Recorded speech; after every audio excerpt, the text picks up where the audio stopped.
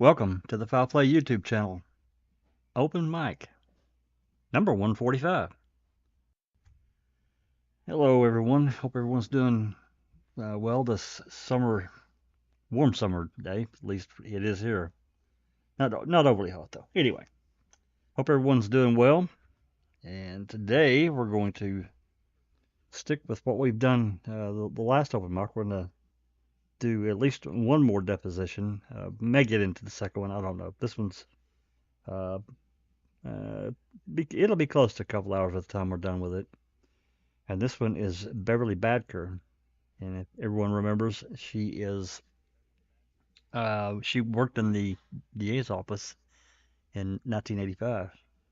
And so does the next deposition person, which is Brenda Petersen. She also worked in the DA's office in 1985. And hers is the longest, I won't say by far, but hers is definitely the longest deposition of all of them, which is interesting. So if everyone, we'll let everyone get a chance to get in and kind of get settled. We'll let everyone here in Discord say hello, and then we're going to get started. So first up, we have Alice. Hi everyone on panel. Hi Jack. Hi everyone in chat. Great to be back tonight. Looking forward to what we're going to do. Thanks, Alice. Andy B, working man. Hello, good evening, chat and panel. Hope everyone's well. Yep. Thanks, Andy. And of course, Susan just got done with work too. Hey, everybody. Hope you've had a great Sunday. And then just Rhonda. Hello, everybody. Good to see you all again. And thank you, Rhonda. And there's Sunshine Christine. Hi, everyone in panel and in chat. Looking forward to this deposition. Yeah, I've read this one before. I can't remember if there's any golden nuggets in here. There probably are, because she did work in the DA's office back in at the time. Before we pull this, I pull this other this one up. Well, you know what? While I'm getting that done, Alice, why don't you say hello to everyone that's in the live chat? We'll get that covered, and then I'll talk for a minute, and then we'll get going. Yeah, sure, no problem. We've got Jazz Naz. Hi Jazz Naz. We've got JD. Hello there. We've got Sandy Elliott. Hi Sandy. The lovely Dark Side is in chat. We've got Gloria. We have Rumour Has It. We've got Kelly McCallion. Hi, Kelly. We've got, there we go, Wooden Pallet, Pete Moss. Hello, sir. We've got John Wayne. Hi, John Wayne. Nice to see you back.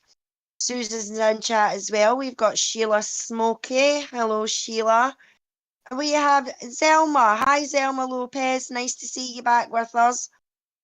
We've got Serena. Hi, Serena. Nice to see you back. We've got Cassandra Smith. Hi, Cassandra. Lovely to see you. Cher has popped into chat. Anthony House has popped in. And Charlotte Dowling and Katie did it. And that's all I can see in chat at the moment. If you're there or you're just lurking, say hello and we will call your name out again when we're on a break. Thank you. Yep. Hello, everyone. Thanks for coming. Thank you so much, Alice. So, these depositions, for those that are not familiar, and I've said this, everyone here is probably sick of me saying it, but it bears saying again for anyone that's out there that's new. The underlying goal for Glenn and Kelly, which were Avery's civil attorneys, was to try to find out what these people knew about Gregory Allen, what they knew, and when they knew it, and what they did. That was their underlying goal because of this wrongful conviction. And then ultimately, Peg L the Wisconsin Attorney General whitewashed everything. They said, nope, Manitowoc didn't do anything wrong. Everything's just wonderful. Have a nice day. So to get any kind of satisfaction at all, Avery felt like he had to sue, and I can't say as I blame him. I just can't. I mean, he spent, probably an additional 12 or so years in prison because of this wrongful conviction. You got to bear that in mind. So it also bears saying that in May of 2005, another county in Minnesota called Hennepin County, there was a cold case that basically they found out that Gregory Allen was the culprit in he beat the hell out of this woman and sexually assaulted her in 1991, and they took his DNA in June of 2005 and got a match to Gregory Allen. Of course, by this time he was already in prison in Wisconsin. Anyway, an arrest warrant was prepared in September of 2005. Now, this is all during the depositions going on. No one knew about this. No one. They kept it buried. Can you imagine if this information had come out? It would have blown sky high. There's no doubt about it, in my mind, anyway. Anyway, they kept this information buried. And then, of course, the Halbach investigation thing happened. Investigation goes into trial. Well, they don't serve this warrant till December of 2007, 27 months after they originally wrote the warrant. 27 months, over 2 years before they 4 served months. Yep. 4 months after Brendan Dassey was convicted and sentenced. That's right. That's exactly right. And Sunshine Christine's the one that dug all this stuff up. She got her teeth into Gregory Allen and just kept digging and digging and digging. And anyway, the state of Wisconsin, they kept all this information to themselves. And even there was still no, I've not found anything really, and I'm sure Sunshine has looked as well. It was unreported. And this was a cold case. This woman was hurt bad and assaulted. So you would think back at the time there would have been some kind of news that this cold case was solved, but it wasn't. They kept their arms around it really tight. Mm-hmm. That tells you what kind of people that these people are. They're there to protect themselves. So don't think They- for one. Go ahead. I don't think they even informed the woman that did they, Christina, at the time that they found out? So it's very interesting. Jackson and I did a podcast. I don't remember if it was an open mic or a CTE on this. So when the detective in 99 received the match that it was Gregory Allen that assaulted this lady in Minnesota, he makes a note on the file that the woman doesn't want to prosecute because the inmate, the culprit is doing 60 years. Yet the woman in 2000 and I think it was January of 2005, she had watched probably a cold case files where DNA was used to catch an assailant, and she wanted to know if that could be used on her case. Now, if you take the information submitted into the report in 99 and this phone call in 2005 and you compare them, it's clear that the detective never reached out to the woman. In 99, she didn't right. know. No, she didn't know. That's right. Because if she knew in 99 that her assailant was Gregory Allen and he was doing 60 years in prison, why would she then reach out 6 years later in 2005 and say, hey, can I, see if we can use DNA to catch my assailant? Right. So it's clear that he got the results, went to his boss, because it's always chain of the command with these folks, and his boss probably reached out across the state line because Minnesota and Wisconsin are border states, and he reached out to whoever and they said bury this. And the only reason why I can think that they chose not to give this woman justice would be because it would be too costly for the state to do so, right? Because Gregory Allen was in Manitowoc County. Gregory Allen assaulted Penny Burnson. Stephen Avery was still in prison wrongfully, and his case was in the midst of the COA process, right? The Court of Appeals process. In 96, they had found unknown DNA in the fingernail scrapings of Penny Burnson. That's right. And Judge Fox, was it, or Willis? I can't remember who it was. Said that wasn't good enough because it could have belonged to the EMT. Hazelwood. That's right, Hazelwood. So, over prosecuting Gregory Allen would have set free Stephen Avery. Well, And I got a serious. It would have rocked the apple cart. Go ahead. That's right. And I got a serious issue with that. So you let a woman think her assailant's still on the street. You let an innocent man sit in prison.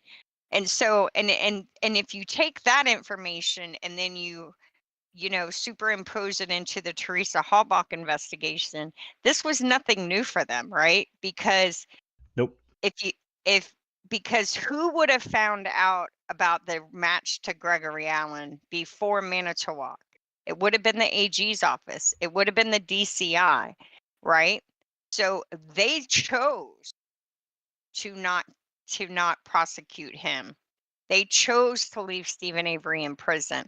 And if this information had been in the hands of Glenn and Kelly, it would have been a bombshell that would have greatly opened up the amount of money Stephen Avery would have been entitled to, in my opinion. Yeah, very well explained, and I completely agree. It would have changed the nature of their entire civil suit. Absolutely.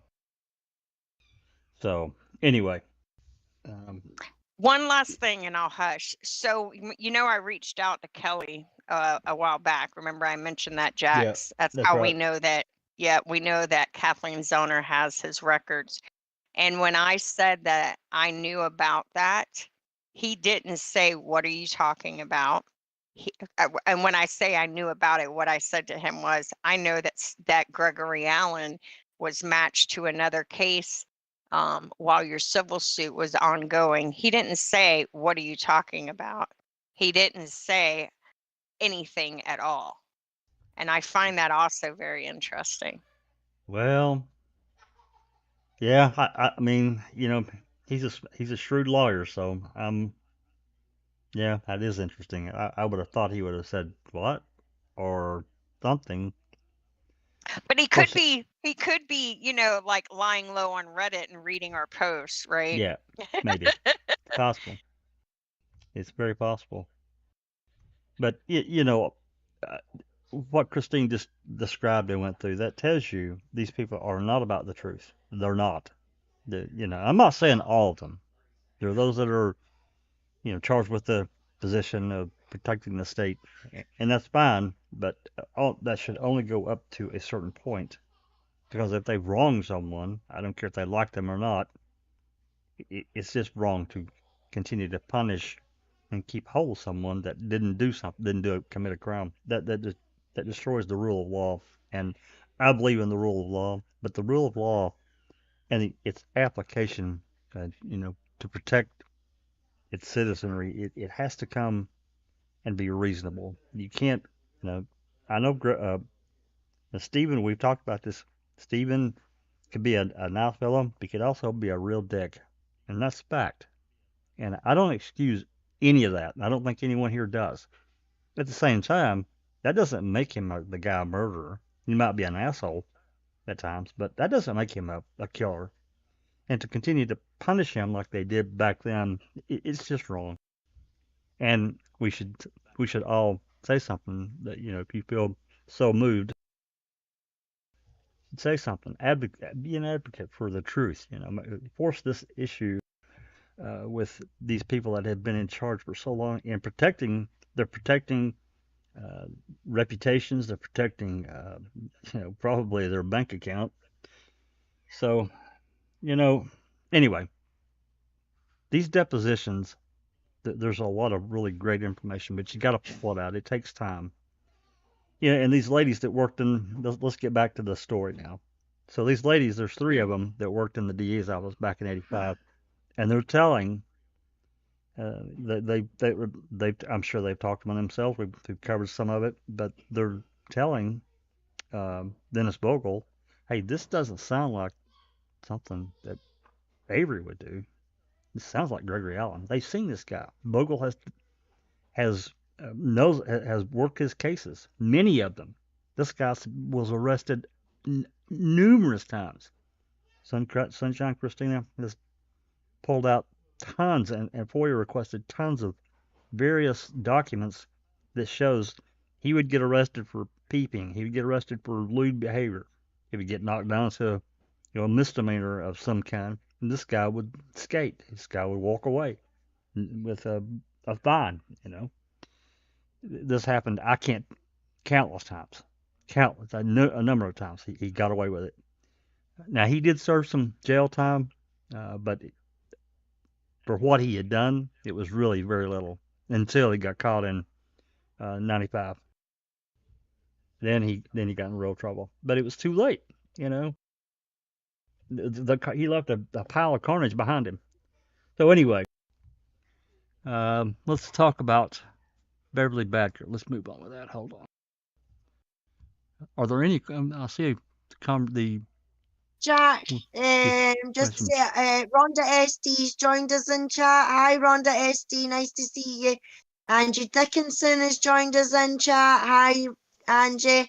James Crane has joined us. Hi, Yoga.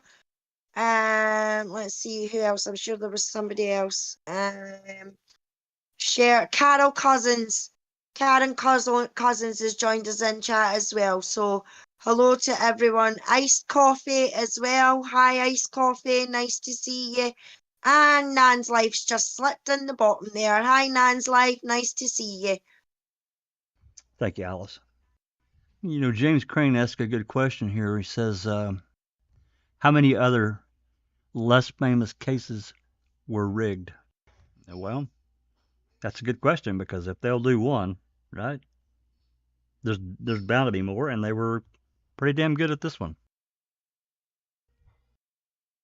But the thing is, when they held almost all the cards, it's easier for them to basically do what they want. You think about, they took over the Avery salvage property, on November 5th, within a very short time after the RAV was found.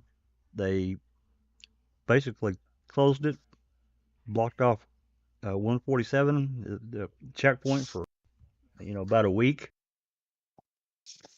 They occupied that entire salvage yard for basically 8 days, from the 5th to the 12th. So they were good. They're exceedingly good at holding all the information. We know how much information was withheld from the jury and the defense attorneys, and that's beginning with Loy, and then of course Buting and Strain. Just a mountain of stuff that was never turned over. We know far more than that jury ever knew, or Buting and Strain and Loy combined, far more. I know we weren't there present, but we've read the transcripts. We've seen the exhibits. At least we've seen what, at least the paperwork of what this exhibit was, and we found out far more beyond that, after making a murder aired. So there's no way that they could have come to a complete decision. No way.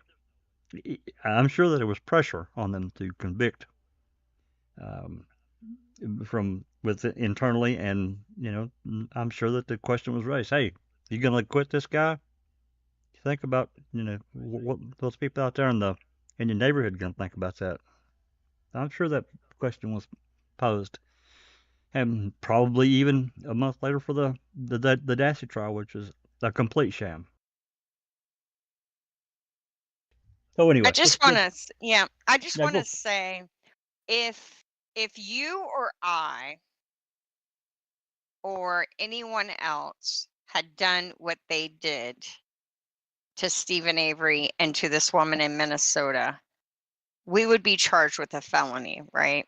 Yep. Yet they do it, and we know they did it. We have the evidence that they did it. And not only is it not newsworthy, but I don't think there's a criminal charge that could be made from this. Because Malfeasance is the only one that I can think of. yeah, it's like prosecute whatever, like misconduct.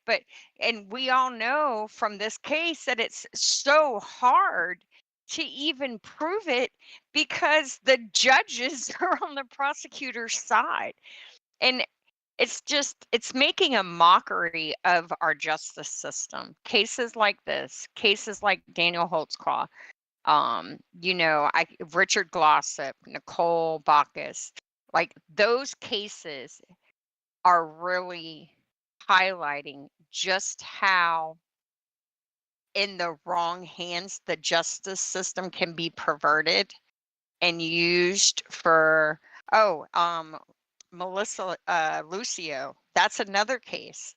Oh yeah. And it's truly sickening how the justice system has become that, right? Because that's not what the intent of it was. And so it's sad. It really is. Yep. It is. It's certainly not the justice system that I grew up looking at. It wasn't perfect. No system is completely perfect, but it's only as good as the people that are running it. They can manipulate, and they did. And anyone that's been around these cases and these other ones you mentioned and others know that. You just need the best people to do the right thing with the justice system and the authority that they're charged with, and they don't do it. So anyway, let's get into this. We'll go through the lawyers here. Of course, Glenn and Kelly. And then I'll read Covelli and Bascom, as usual. And Pollen and Mayer. Let's see. I'll be mayor. Well, I hate that guy. I was going to say, would you mind doing Pollen and Mayer? And that way we don't have quite as many people. I can do that. Pollen and mayor. Yeah. If you notice, both of those are on behalf of, one's on behalf of Tom Kosoric and Manitowoc County. The other one is Mayor is strictly Tom Kosoric's lawyer. Now, so as you notice, Jody is not with Stephen, but this time, this is August the 25th, I think we were at the date. Jody has reported to jail. She reported to jail on the 15th of August 2005. And obviously, Tom Kosoric is not in the audience. He wasn't at very many. So it was just Avery in the audience. Now, I may flash this up on the screen. Remember, I wanted to say this also. Christina, I don't know if you remember, we had a bunch of us had a chat here, the group, and I was talking about this document that was presented in the Colburn v. Netflix trial that had these various reports from Amy Lehman and Deb Strauss. Do you remember that? I do. I just seen where you posted that. Yep. Yeah, I found it. And these reports are specifically interviews that Amy Lehman and Deb Strauss did during their investigation prior to the lawsuit, because the AG Peg had ordered an investigation. So Deb Strauss and Amy Lehman went around and interviewed all these people and more. There's more that were not deposed. One of them, that as Rhonda also discovered, I read it too, but she also discovered this golden nugget here, and it concerns this parole officer of Gregory Allen at the time in '85. Now, if you guys remember what Vogel said he said that his parole officer alibied Gregory Allen for the time that Penny Bernstein was attacked. If you read the report, this interview that Lehman and Strauss did with this guy, he didn't do that at all. He didn't. So that's in there. There's other interviews too that these people were not deposed. Their phone interviews, some of them they didn't find out anything, some of them they did. What I'm going to do, I haven't done it yet because there's a number of these. I'm going to take that PDF file and I'm going to break it into each interview individually, because otherwise it's just a really long document you got to dig through. So I'm going to break it into pieces and I'm going to make it available for anyone that wants to read them, because these were used during these depositions. I wish we had this way back in the beginning, but we didn't have the document. When we got this last year, I looked at it, I'm like, oh shit, we've been wanting these. And look, there's a lot more too. A lot of this stuff we don't have. The photograph Gregory Allen. There's all kinds of different things that just in this one interview here that we can see, we don't have. But we do have these interviews, and they're good to read. That's all I'll say so far. So I'm going to be working on that. Hopefully I can get that done sometime this week and get these broken apart, and I'll make them available to anyone that wants to read them. Again, this came from the Colburn v. Netflix lawsuit last fall. A very interesting document. So now, Jack, Katie does it in chats asking, do you know why the original transcript was sealed? Original transcript of which transcript? The 85 trial, or what are you talking about, Kay? I think she's talking about the one that you were just talking about, not the transcript, but the document. Oh, it wasn't sealed. We just didn't have it. Remember, this is a civil trial, so it's all different. It's not like a criminal trial. Other than... See if you scroll back up a bit, Jack. I think it actually stays on it. Something about original trial transcript sealed. Oh. I think, because I'm sure I've seen that as well. From Kay? No, on this transcript right here. Scroll back up. Yeah. If you scroll back up, page 4 or 3. It's on page 4, right below 119. The sealed original transcript was sent to Mr. Kelly. Yeah, that's it, Suzanne. So the transcript. I think that's what Kay's on about. Front and back of Exhibit 118, the sealed original transcript was sent to Mr. Kelly. Oh, good catch. Yeah. 8386 photo, front and back of Exhibit 118. You remember the photo that we read about? This is during... Yeah. Whose deposition was it? That the sheriff had the writing, the keep per Sheriff Kasurik? Mm-hmm. Yep, I remember that. I'll bet you that's what it is, and we don't have that. I have made many requests to Zellner for everything, but haven't gotten any kind of word. So 8386, that would be a Gregory Allen arrest, and I would suspect that is from when he was doing the peeping Tom in that store and he assaulted the security guard. Oh, very possible. Because Stephen was in prison, or Stephen was in jail, right?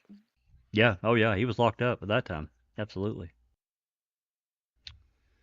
All right. So, all right. If the ladies don't mind, I'm going to ask Rhonda to be Kelly, the lawyer, asking questions, and I'm going to ask Susan to be Beverly Badker. You all okay with that? Sure.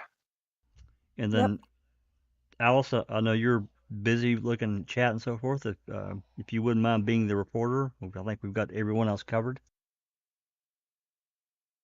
Yeah, sure. Excellent. Okay, and as usual, we'll go through X amount of pages. We'll try to get at a natural break, or if something gets read that is questionable, then as always, we'll stop and discuss.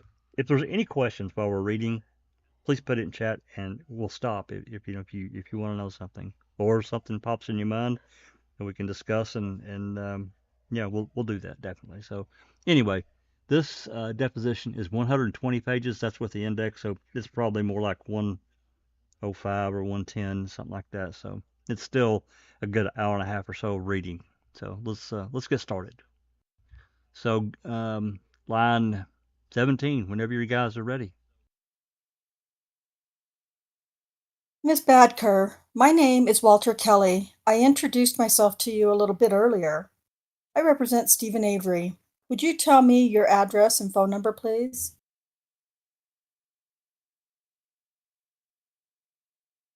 Well, I think we're going to keep the addresses off the record, and we'll provide them to you after the deposition. Okay, that's fine. Tell me your date of birth, please. November 22nd, 1949. And you currently work in the District Attorney's Office in Manitowoc County? Yes. Would you tell me what you do there? I'm a paralegal. And what does that mean? What are your duties as a paralegal? The basic duty is taking in incoming police reports, reviewing them, and typing criminal complaints. And how long have you been doing that job? 27 years. As a paralegal? Well, we were called secretaries until, I don't remember the exact year, about 10 years ago, 12 years ago. So when did you start with the DA's office? August of 1978, I believe it was. Yeah, because I started with the county in April. Yeah, August 78. Was it a smaller office then than it is now? Yes, Who hired you in 78? Dennis Vogel. Can you tell me your best recollection of who was in the office at that time at the time you were hired? Uh, Dennis Vogel. Tim Pedretti was an assistant DA. Can you spell that last name for us, please? Pedrittie. I think it's how he spelled it. Thank you. Okay. And then another secretary, Sandra Dwayne, and myself. Total of 4 people in the office, huh? Yes. And can you tell us roughly how many there are now? 11, counting victim witness. Okay.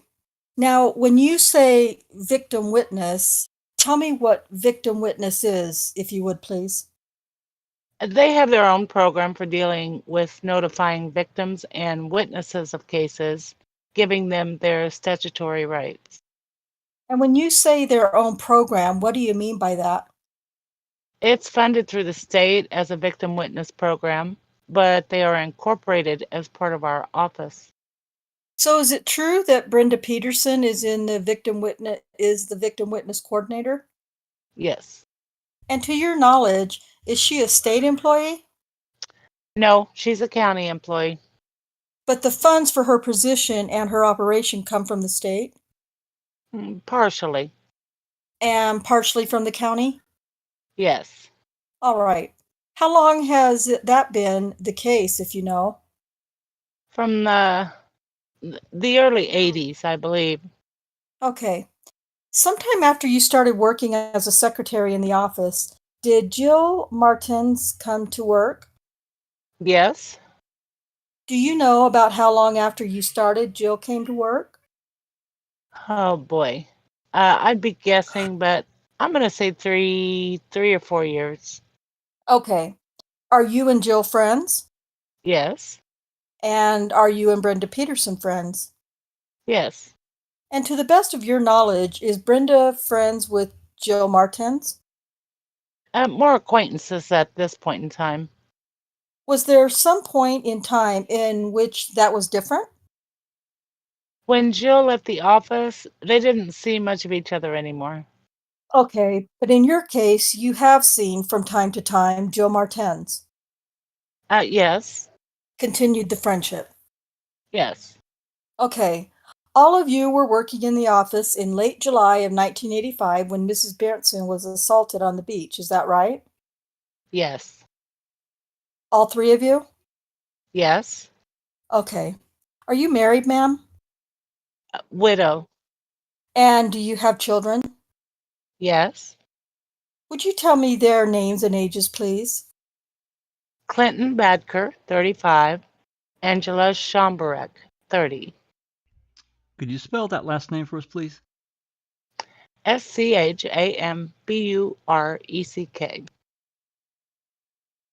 Would you tell me your former husband's name? Calvin. With respect to Calvin, Clinton, and Angela, have any of them been involved in law enforcement? No. Any of them had any affiliation with the district attorney's office over the years? No. Are you a Manitowoc native? Yes. And do you have any relatives who worked in law enforcement in Manitowoc County? No. In any other county? No. Any relatives who have been affiliated in any way with the Manitowoc Police Department? No. Could we mark this, please? Off the record. 907 to 907. We're back on the record. Miss Badker, I'm going to show you what's been marked as Exhibit 114, and I'll tell you that it's a letter from me to Mr. Covelli, the lawyer over here on my right, about today's deposition and a request for production of documents. And I'd ask you if you would take a moment and read this paragraph that's indented here. Okay. You finished reading it? Yes. Were you requested to search for any and all documents as described there for today's deposition? I was given a copy of this letter, Okay.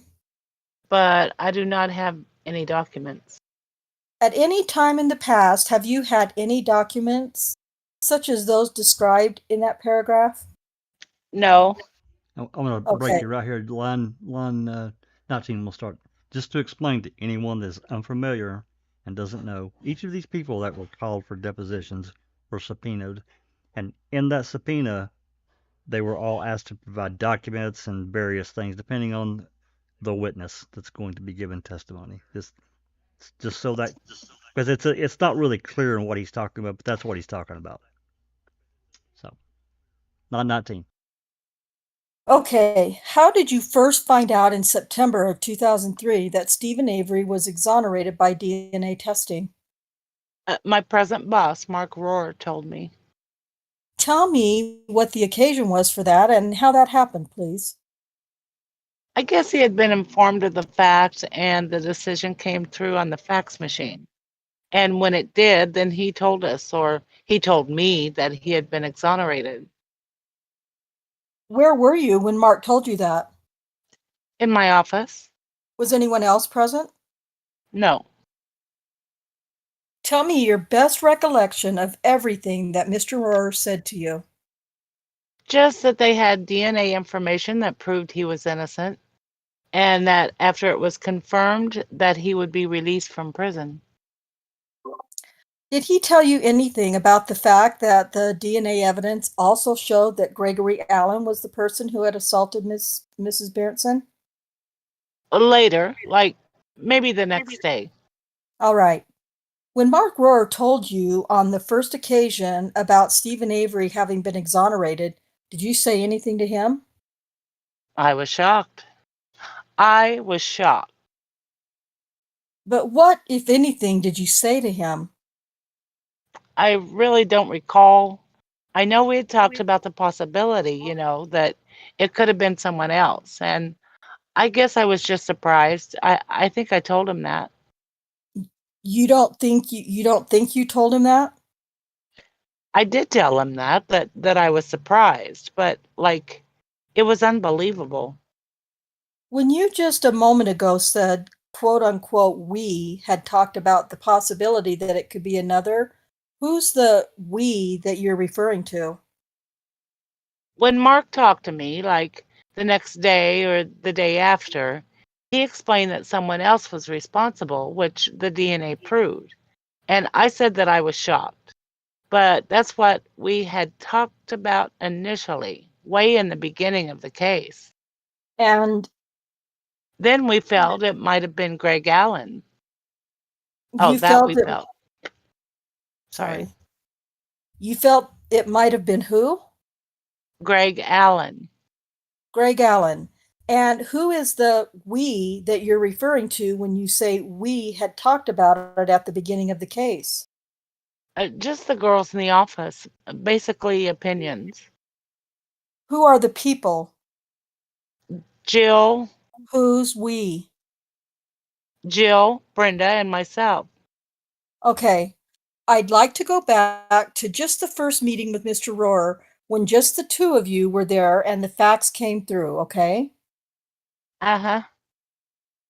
Tell me your best recollection of what you said to Mr. Rohrer, if you said anything, on that occasion. I don't recall what I said word for word. I just remember being shocked and surprised and like it was unbelievable. I'm not asking you word for word. I'm asking you to tell me your best recollection of what you said to Mr. Rohrer. It doesn't have to be word for word. It just has to be the best memory that you have today as you sit here. Mm-hmm. So what did you say to him? That I was surprised and shocked. Did you say anything else to him? Not that I recall. How long did your conversation with him last? Probably less than 2 minutes. Did you tell him about the conversations you and Jill Martins and Brenda Petersen had had in the past about the fact that it might be somebody else on that occasion? No, that was later. All right. When you found out from Mr. Rohrer about Stephen Avery that day, not the next day, but that day, did you have any conversation with Jill Martins about what you had found out? No, Did you have any conversation with Brenda Petersen about what you had found out on that day? no, Were you a witness to any other conversations in the office that Mr. Rohrer had with anybody else in the office on that first day? no, Did you talk with any other person that first day about what you had found out? no, When you got home that evening, were there any telephone conversations that you had with anybody about what you had found out? no, Had the media issued any stories as of that first day about the fact that Stephen Avery was exonerated? no. When did the media story break? Was it the next day? I believe it was the next day. All right. And so did you go to work the next day? Mm-hmm. When you went to work, You have to remember to answer yes or no. Okay. The mm-hmm or uh-huh won't show up in the transcript, okay? Sorry.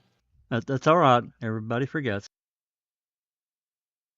when you went to work the next day, was the subject matter being discussed in the office? Yes. Mark, Assistant DA Mike Griesbach, and myself were in his office. How did that meeting come about? Mark asked me to come in his office. And when you went in, Mike Griesbach was there? Yes. Was there anyone else in there? No.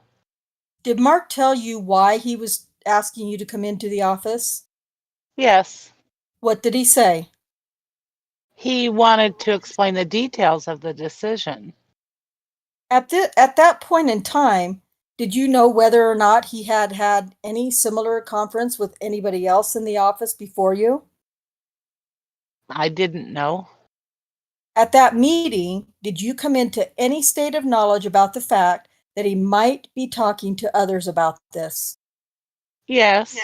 He told me that he was going to be talking to Brenda after he talked to me. Okay. Did he say why he was going to talk to Brenda? To explain what had happened and the information they received. In that meeting on the second day after having, strike that. In that particular meeting, about how long did that meeting last? 5 to 10 minutes. All right. Did he tell you why it was you and Brenda in particular that he wanted to talk to? Because we were in the office and knew, everything that had taken place. So he told us first. Everything that had taken place back in 1985? Yeah, as far as the case goes. Okay. How did Mark Rohrer on that occasion know that you knew everything that had taken place back in 1985? I believe he had maybe heard conversations that Brenda and I might have had in passing about the case. Like maybe if there was a, I don't know, post-conviction motion or something, and maybe we were talking about it. He probably overheard those conversations. So, on occasion between 1985, when Stephen Avery was convicted, and September of 2003, there would be times when you and Brenda and Jill would talk about the Penny Berenson assault over the years? Yes, but not with Jill because she wasn't in our office anymore. It was just Brenda and I. But for as long as Jill was there, Jill was involved in those discussions as well. Yes, And then after Jill left, it was just you and Brenda who would have the discussions. right. Would it be fair to say that in those discussions, either the three of you or the two of you were of the view that Gregory Allen was the man who had assaulted Penny Berenson and not Stephen Avery? It was an opinion and sort of a gut feeling we had, yes. But that was something that the three of you, when Jill was there, discussed amongst yourselves? Yes, And when Brenda was there, the two of you discussed that. yes, And usually the occasion that would bring that up would be something involving the case that was going on. So that would cause you to talk with each other? yes. Okay. And in September of 2003, when the information came through, how long had Mark Rohrer been the DA? Let's see. I believe he started March 17th. Let's see, 2000, about a year. About a year. Right, a year and a half. I'm thinking March 17th, 2002 Okay. is when he started. So a year and a half. So were you finished? Yeah, Okay. So during that year and a half that he had been in office, your thought is that he had overheard you and Brenda talking about Stephen Avery not having been the man who assaulted Penny Berenson, but instead it was Greg Allen, and that's why he chose to speak with the two of you in September after Stephen got exonerated. Mr. Gavelli, objection, form. You can answer. yes. Okay. Do you have any idea about how many times he may have heard you and Brenda talking about the fact that you thought it was Greg Allen? Objection, form. Once or twice. Okay. Do you know the occasions on which he heard that? No, When he called you in for the meeting on the second day after having received the facts information about Stephen Avery having been exonerated, did he ask you to tell him everything that you knew about that? no, Did he ask you any questions? no. Did you make any statements to him? Just probably the initial thing of surprise and shock and can't believe it and that type of thing. Well, you and your friends Jill and Brenda had been talking for years about the fact that You thought it was Greg Allen and not Steve Avery, right? Mm-hmm. Object to the form. Is that correct? You have to answer. Yes, Okay, so why were you surprised? because thinking of something and talking about it and having a gut feeling and actually seeing it in print on paper that it's the truth was very shocking and surprising to us. Well, I'm talking just about you now. It was shocking and surprising to you. Is that your testimony? Yes, And I believe you've made statements in the past that one of the reasons you thought it was Greg Allen was that you were able to identify him as soon as you heard about what had happened. Is that right? I'm going to object to the form. not, no, not, that wouldn't really be true, no. Okay. Would you mark this as Exhibit 115? Ma'am, I'm going to show you Exhibit 115, which is an exhibit that is date stamped with certain page numbers that we've used in prior deposition.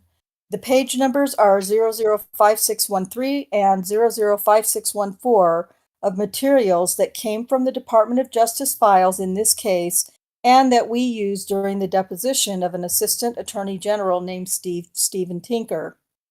And I'm going to direct your attention in particular to a paragraph on the second page, page 5614, that begins with the words, quote unquote, soon after. And I'd like you to take a moment and read that if you would. Okay, Have you had a chance to read that? yes, I'm a speed reader. I'm going to read it into the record and then I'm going to ask you a couple of questions about it. Okay, Quote, soon after the mistake became public knowledge within the Manitowoc County Courthouse, the current District Attorney Mark Rohrer started receiving information that people within the courthouse never believed these crimes were committed by Stephen Avery. These people all believed Allen committed the crime. Some of these individuals even stated to DA Rohrer that they made these concerns known to either the district attorney at the time, Dennis Vogel, or the Manitowoc County Sheriff, Tom Kosurik, end quote. To the best of your knowledge, were you one of the people who spoke to Mr. Rohrer about your beliefs after the matter became public knowledge?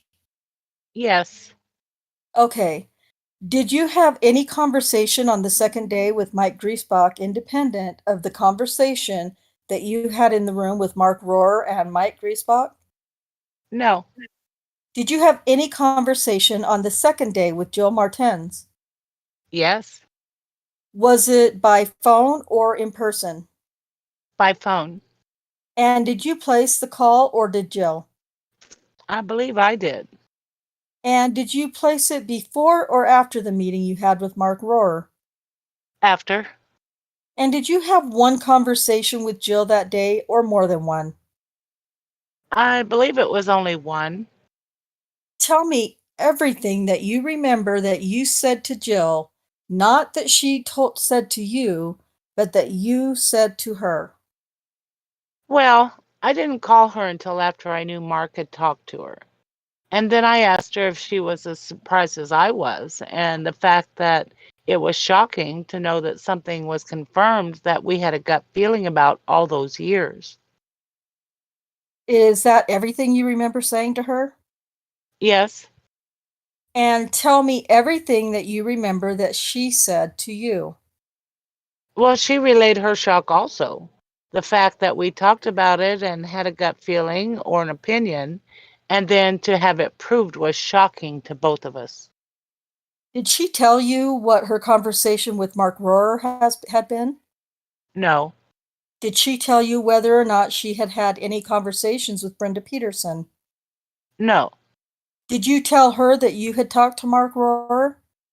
yes, Did you tell her that Mike Griesbach was also involved in that conversation? no, Did you talk with Brenda Petersen on that second day? yes, As far as you know, was Brenda Petersen one of the persons being referred to in the paragraph that I read into the record from Exhibit 115? Object to the form. Yes. Okay. Do you know whether Jill Mertens was one of the persons being referred to in the paragraph I read into the record from Exhibit 115? Object to the form. Yes. Do you know whether there was any other person being referred to who spoke to Mark Rohrer as stated in the paragraph I read into the record from Exhibit 115? Object to the form. No. You think there was no one else? No. Mr. Covelli. Counsel, could I see Exhibit 115, please? Let's stop here for just a second. This is we're at page 26. So this is a good place to break. So basically to summarize, he got some past history about who was in the when she was hired, who was in the office back in those days, and then we found out, of course, that Jill Martens had left. We already knew that because we've already read her deposition, but she had basically some stuff to add, a little bit of what Beverly's talking about, but of course she left the office, so she has, she wasn't as big a part of these conversations that that Beverly and Brenda Petersen had in the ongoing years afterwards, but they still remained some friendship, so they probably did talk about it. You know how you have conversations with friends that you as the years go by, you can't remember them all. It has to be something that kind of that sticks out in your mind. At least it's that way for me. So trying to remember, every conversation, it's impossible. So, No, I mean, yeah, that's exactly it, Jack. I mean, if that had been me and my best pal, and we were them, and we had that feeling back then, and then it came out in 2003 that it was true, then you're damn right we would be on the phone and we were like, can you believe what's just happened? We that's right. knew this years ago. We told them years ago, and they didn't listen to us. Because We were that's what right. Yeah. yeah, that's what she's saying. She says that they told somebody, but in my opinion, they told the wrong people. They should have went above Kasurik and above, Peterson. They went to the wrong people because they just brushed it under the carpet. Yeah, that's exactly right. And well, I think we've gotten enough information now that we understand that basically that Kasark was going to nail Avery in '85. Now he was guilty of what he did to Senator Morris, and he should have gone to jail for it, and he did. And there's no doubt he was an idiot. He shouldn't have done what he did, and he deserved whatever. I don't, with good behavior, I doubt that he would have served the entire 6 years, but he certainly probably would have been long enough to say, I don't want to go back there. But Kasark had him. Na- He didn't like him. Go ahead. Nan's Life says, who should they have gone to? Well, they could have gone to the DOJ, the Attorney General. They could have. Yeah. Yep. They could have So made does it. anyone else think that their conversations were a little more in depth than what she's saying they are? Like, I could see her and Brenda and Jill getting together. Ooh, Kasurik's busted. I knew he would never get away with this. He said he was going to put Stephen Avery away. You know what I mean? Because they knew he was innocent. They knew it. Stephen Avery wasn't the guy running around town assaulting women, peeping on women, stealing women's clothing from clotheslines, assault. You know what I mean? That was not his forte. It was Gregory Allen's. And they can minimize how they tried to make that known to not make it look as bad as it was. But we all know in real life, these women were telling them over and over and over, this is not Stephen Avery. this is Well- Gregory Allen, until someone said to them, Tom Kusurik says, Stephen Avery's getting convicted of this crime. Shut your mouth and do your job, right? Well, at Okay, minimum, because I can't disagree with you because obviously we weren't party to those conversations, but I almost feel like it was more geared the conversation about Dennis Vogel because they did work there, and maybe what he was saying.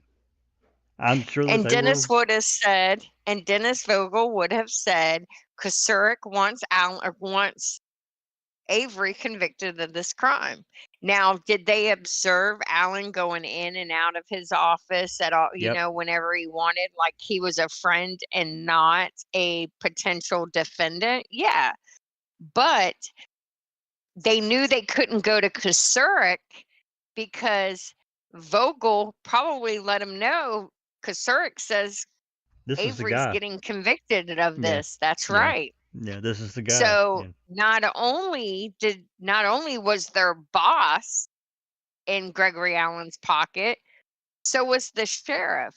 And who wants a crackhead sexual offender of women? I mean, what did he have on these guys, man, that they let him do this? Something, right? Well, Yep. considering the number of charges that were filed against Allen over the years and what he actually was ultimately charged with, once they reduced And the way charges, Vogel defended him He in did. several instances. he Yeah. did. And It's weird. the alibi is a big one, Yeah. which brings me to Huge. which brings me to this document that I'm going to pull up. This document that you see on the screen now, this is Exhibit 1 of a particular motion that was filed in the Colburn v. Netflix case. And I'm going to show you a little bit of it and what I'm talking about of these different reports. We'll just briefly go through it. This first one,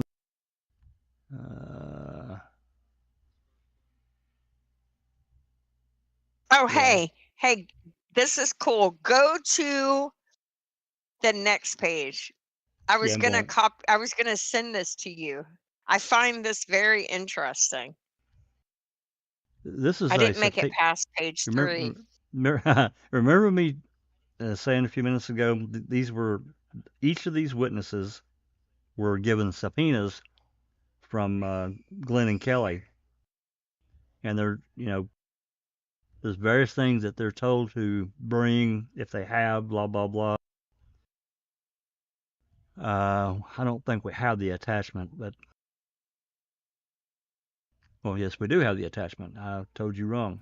So basically, this is a subpoena that Amy Lehman got to bring all documents, everything. You can go through and read. I'm not going to read all that. So it's page 5, I think. Page 5, I find very interesting. Okay, pause. Look. So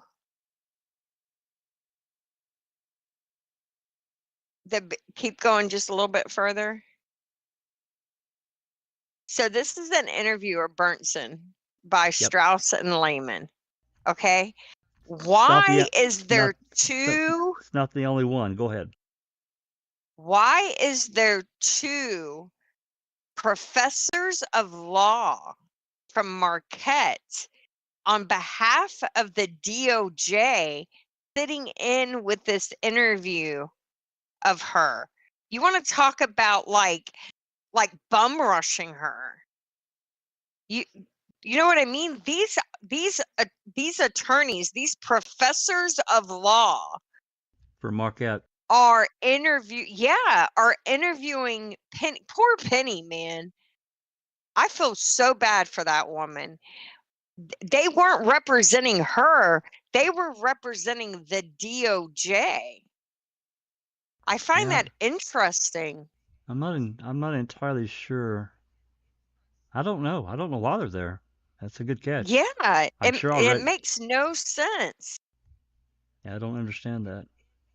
But anyway, there's a lot of these little various pieces of information that you can glean from these interviews. Hers is quite lengthy. There's some others that are pretty long too. And then there are others that are there's not much at all. I'm gonna say this, and I don't have any proof of it, but I'm gonna say that I feel all these were recorded because they're pretty damn detailed, and I just don't know how you can write down. I mean, short of writing a book when you're interviewing someone, I think they were recorded. Was it the day after Penny got out of the hospital that they took her to the beach and had her and her husband reenact the attack? I read that in there. That's just unbelievable.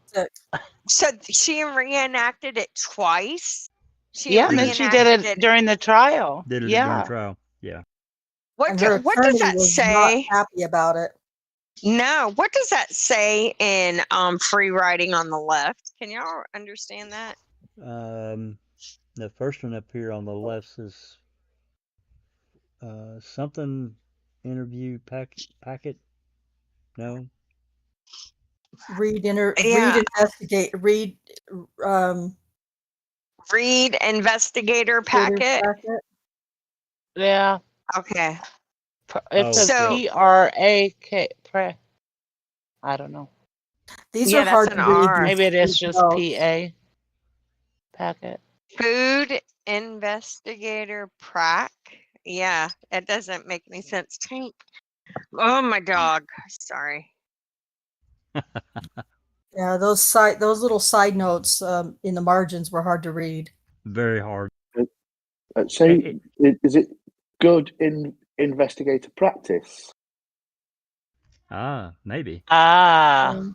Maybe so. They can't spell. This one, you ever?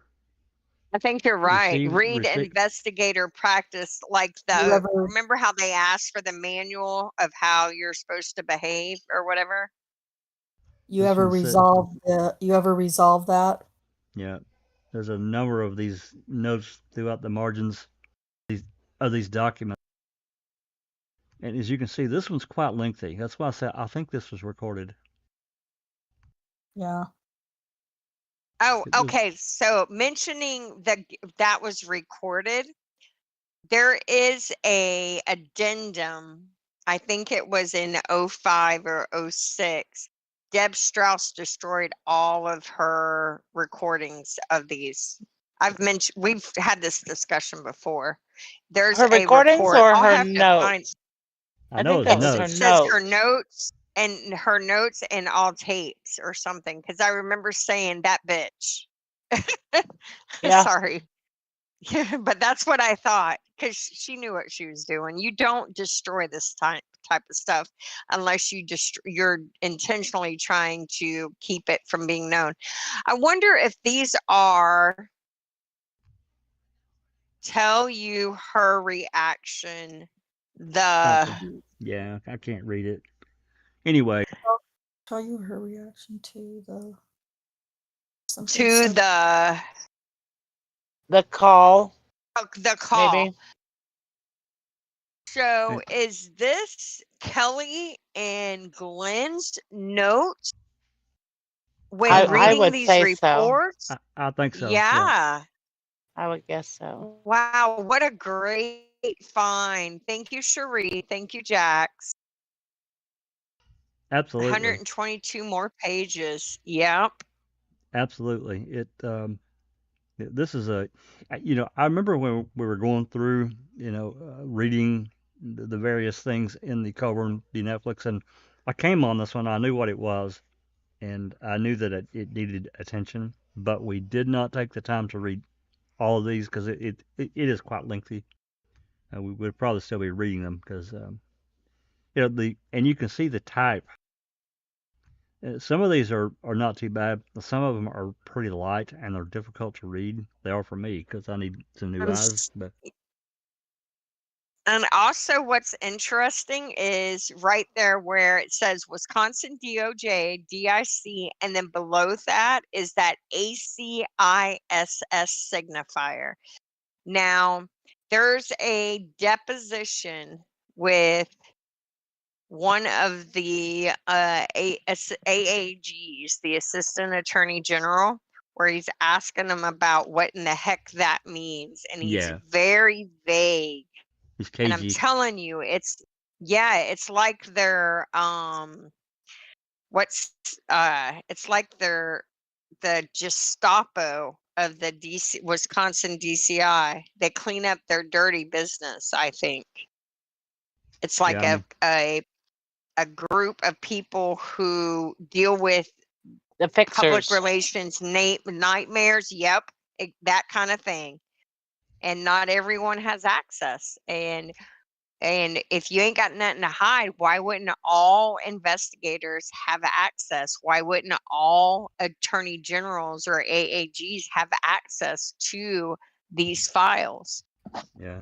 ACISS is a program, and you got to have access to be able to get. Yeah, I'm sure that there's different levels of access given to whoever. So, this particular interview here, as you can see, is Reese Evans. Yeah. And she was representing him in the case where he the previous case in January also. The Morse when case. this occurred. Yeah, Senator Morris. Yeah. And see, there's more writing in the margin here. Dvorak, question mark. More writing that I can't read. Anyway, I just wanted to show this. Vogel. To kind of outline what's in these reports. That Glenn and Kelly had these reports before these depositions started. I don't know exactly how the lawyers for Netflix got their hands on these, but they did.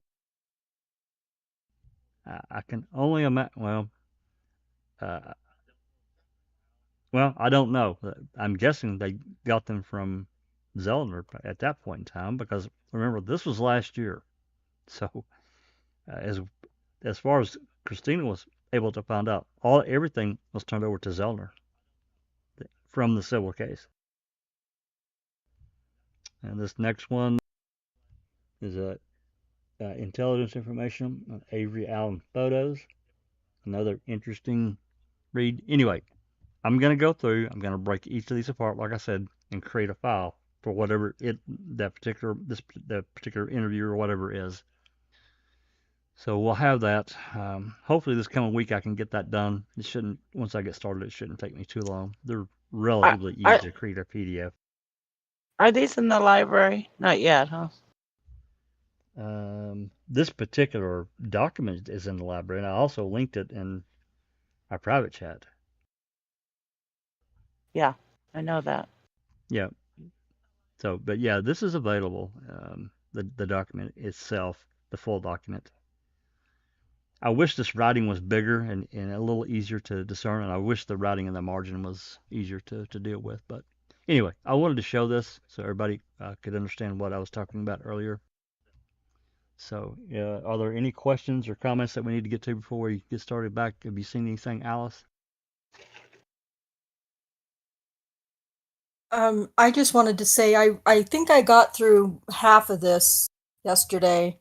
And this is unlike me to get engrossed in documents like this. Normally I get bored very quickly and distracted and I move on to something else. But I found a lot of those interviews very interesting. Very interesting. Yeah, and like Jack said in the beginning, Fussfeld or whoever his name is, that parole officer for Gregory Allen. The probation officer, parole officer for Gregory Allen. He said he never heard of Gregory Allen. He'd never met him. Yeah. But at the same time, Vogel said, "Oh no, I contacted his probation officer and he alibied him or whatever." That's but right. also, And he said it was Fussfeld. Well, that's who was assigned to Gregory Allen. That was his parole officer in '85.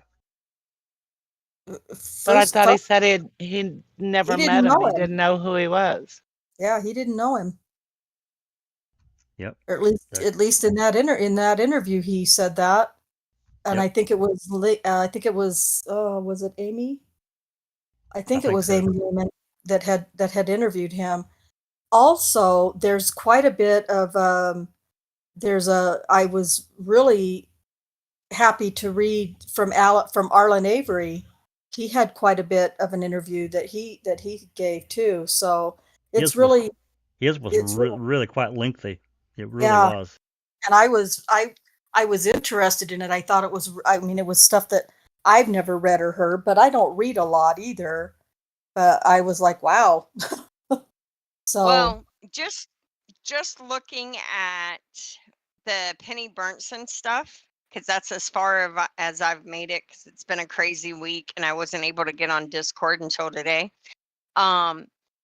Just looking at that, there's more information in her interview than what's in the DOJ reports that Seeking Truth, who, let me give a huge shout out because she was the first hound dog on Gregory Allen's Oh yeah, case, she was. and paved the way and made it very simple for me to build on her work, which is why it's so important for all of us to work together, right?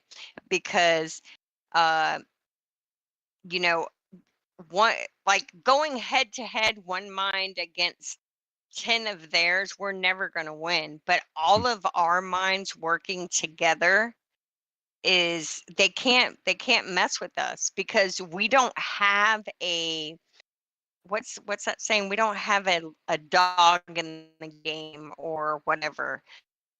We just want the truth. And so that's it's hard to combat someone who's doing it for that purpose. And when there's a bunch of us, you can't stop us, you know? Yeah, So Jinx said something really key here. Seeking Truth is awesome. She also taught me how to write FOIAs and open records requests. She taught me too, along with yep. Henberry, and Rookie. I learned from all So three. funny story. So Jax and Henberry taught me. So see how that works? Because we all have a common goal and it's Takes a bit. not money. No, it's not fame. It's not glory. It's Nope. for these people to do the right thing, and enough pressure, That's right. public pressure, getting the right people in the right places to do the right thing. But yeah, it takes a village, right? So I'm glad to Yes, it does. I'm glad to help anyone that wants to learn how to write an open records request. They're, you know, it, the thing about open records requests, you can't get discouraged when you get a no. You can't say, oh damn, too bad. No, if you know that someone has a record and agency, you cannot stop. You cannot leave them alone. Reword the damn thing. Send it again. Keep hounding them. You just have to. And that's not just for The, w- Manitowoc or Calumet or the DOJ. It's any state in the union. Wherever you live, you got a case. the worst thing they're going to say is no. And how many times have we been told no in our life? You know what I mean? That's right. All right. I think that's probably a good break, and we can get back. Yeah, let's get back to the document here. So, um, anyway, we've had a good rundown, and she's. I'm talking about her past, Beverly Badker, and leading up through 2003 when she was told, and some of the conversations with Griesbach and with Rohr. I'm going to say this before we start. When Rohr took the DA's office, he basically had this shit dumped on him, and I'm not saying he's a straight up honest guy because I think he knew a lot more than I'm sure he did actually than what he would ever admit publicly. But again, these are people trying to protect the interests of the state. So for this guy, he really kind of got screwed, and I'm sure he felt it. Now he's a judge now, so I guess from the state standpoint, good job there, Mark. You can be a judge now. This is my opinion. I'm not asking anyone to believe what I believe, but yeah, this guy got screwed. But he did what he felt he had to do to protect the office and therefore protect the state. So he took it to the DOJ and said, "Hey, I need some help." Now he could have taken this. There's an option under their state statute in Wisconsin that he could have gotten another county prosecutor to do this separate investigation, or he had the option to take it to the DOJ, which of course him and Griesbach did. So anyway, let's continue on and get another passage read here. So Rhonda, you're up on line 3. I'm going to show you what has been identified and testified about in this case by, amongst others, Miss Mertens. It's Exhibit 89 in the case. And let me ask you, have you seen this document before today? No. Have you been informed from any source whatsoever about the contents of this document before today? No. I'm going to suggest we go off the record for a moment, allow the witness to take her time and read the document. And then I'm going to have some questions for you. Mr. Gabelli, I'm going to object to the witness reviewing another witness testimony in that I think that it may confuse her personal recollection. You can go ahead and read that. Off the record 9:29 to 9:30. We're back on the record.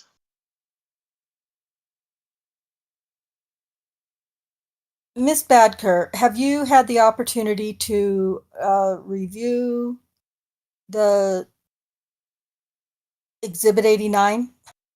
Yes. I'm going to take it sentence by sentence with respect to some statements in this document. First of all, you yourself were interviewed by special agents from the Department of Justice. Is that right? Yes. Okay. Do you know whether Miss Mertens was interviewed before or after you? I don't know. All right. On the first page, paragraph at the bottom of the page, it states, quote, Mertens told the special agents that while she was working in the district attorney's office, she was working near Beverley Badker and Brenda Petersen, end quote. Is that true? Yes. All right. Quote, Mertens recalls that neither herself, Badker, nor Petersen thought Avery was the one who committed this crime because there were too many inconsistencies, end quote. Mr. Bagum, object to the form. Is that true to your knowledge? Object to the form.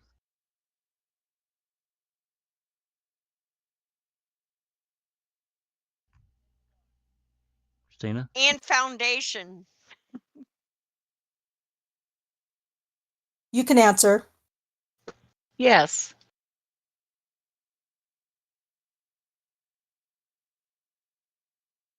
I'm reading your copy on YouTube, Jack. Yeah, I'm lagging. Huh. I don't know why it's lagging so much. That's weird. All right. Was that something you discussed with Mertens and Petersen? Yes. All right. Quote unquote. The next sentence says, quote, for example, Petersen used to comment on how the victim stated her assailant's hair was curly and Avery had straight hair, end quote. Was that something Mertens ever said to you? Mr. Bascom, object to the form. I don't know if it was Mertens or Brenda Petersen.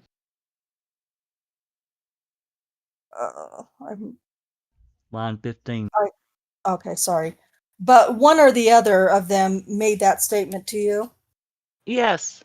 Did you agree with it? Yes. Okay. Then it goes on and says, quote, even though the prosecution stated that the reason Avery's hair was so curly was because of the humidity, neither Mertens, Petersen, nor Badker felt this was a reasonable answer, end quote. Is that statement true? Can I object at this point? wait, I think. Just make your objection, please. Well, when you say, is that true? I'm not clear if you're saying, does she understand that to be true? Or is Mertens, She can tell me, Ray. or Mertens is understanding that to be true? She can tell me. So I'll just ask my questions. Mr. Covelli, or did you read it correctly? Yeah, Yeah. I just think the question is bad. I object to form. I'm trying to help. Okay, that's fine. I don't want your help. Thank you. Damn. Okay. Damn. Shot fucking fired, man. Don't watch your damn mouth. Shut the fuck That's up. funny. Oh my god. I love Kelly. I do Yeah. too. Mr. Pollen? Line want- 21. I know, I just didn't know if Okay. Pollen wanted to run away with his tail tucked between his legs. Yeah. Is that statement true, ma'am? Could Object to form. could you repeat the question? Sure. Start at the bottom of the page on the first page where it says, quote unquote, even though. Okay. Quote, even though the prosecution stated that the reason Avery's hair was so curly was because of the humidity, neither Mertens, Petersen, nor Badker felt this was a reasonable answer, end quote. Is that statement, to your knowledge, true? Object to the form. Object to the form of the question and also foundation. You may answer, ma'am. Yes. Okay. Quote, instead, they thought a person's hair would go more straight in the humidity instead of curly, end quote. Is that something that you all thought? Same objection. Object to Ob- ob- form. Object to form. Oh, sorry. Foundation and form as to what other people thought. You may answer. Yes.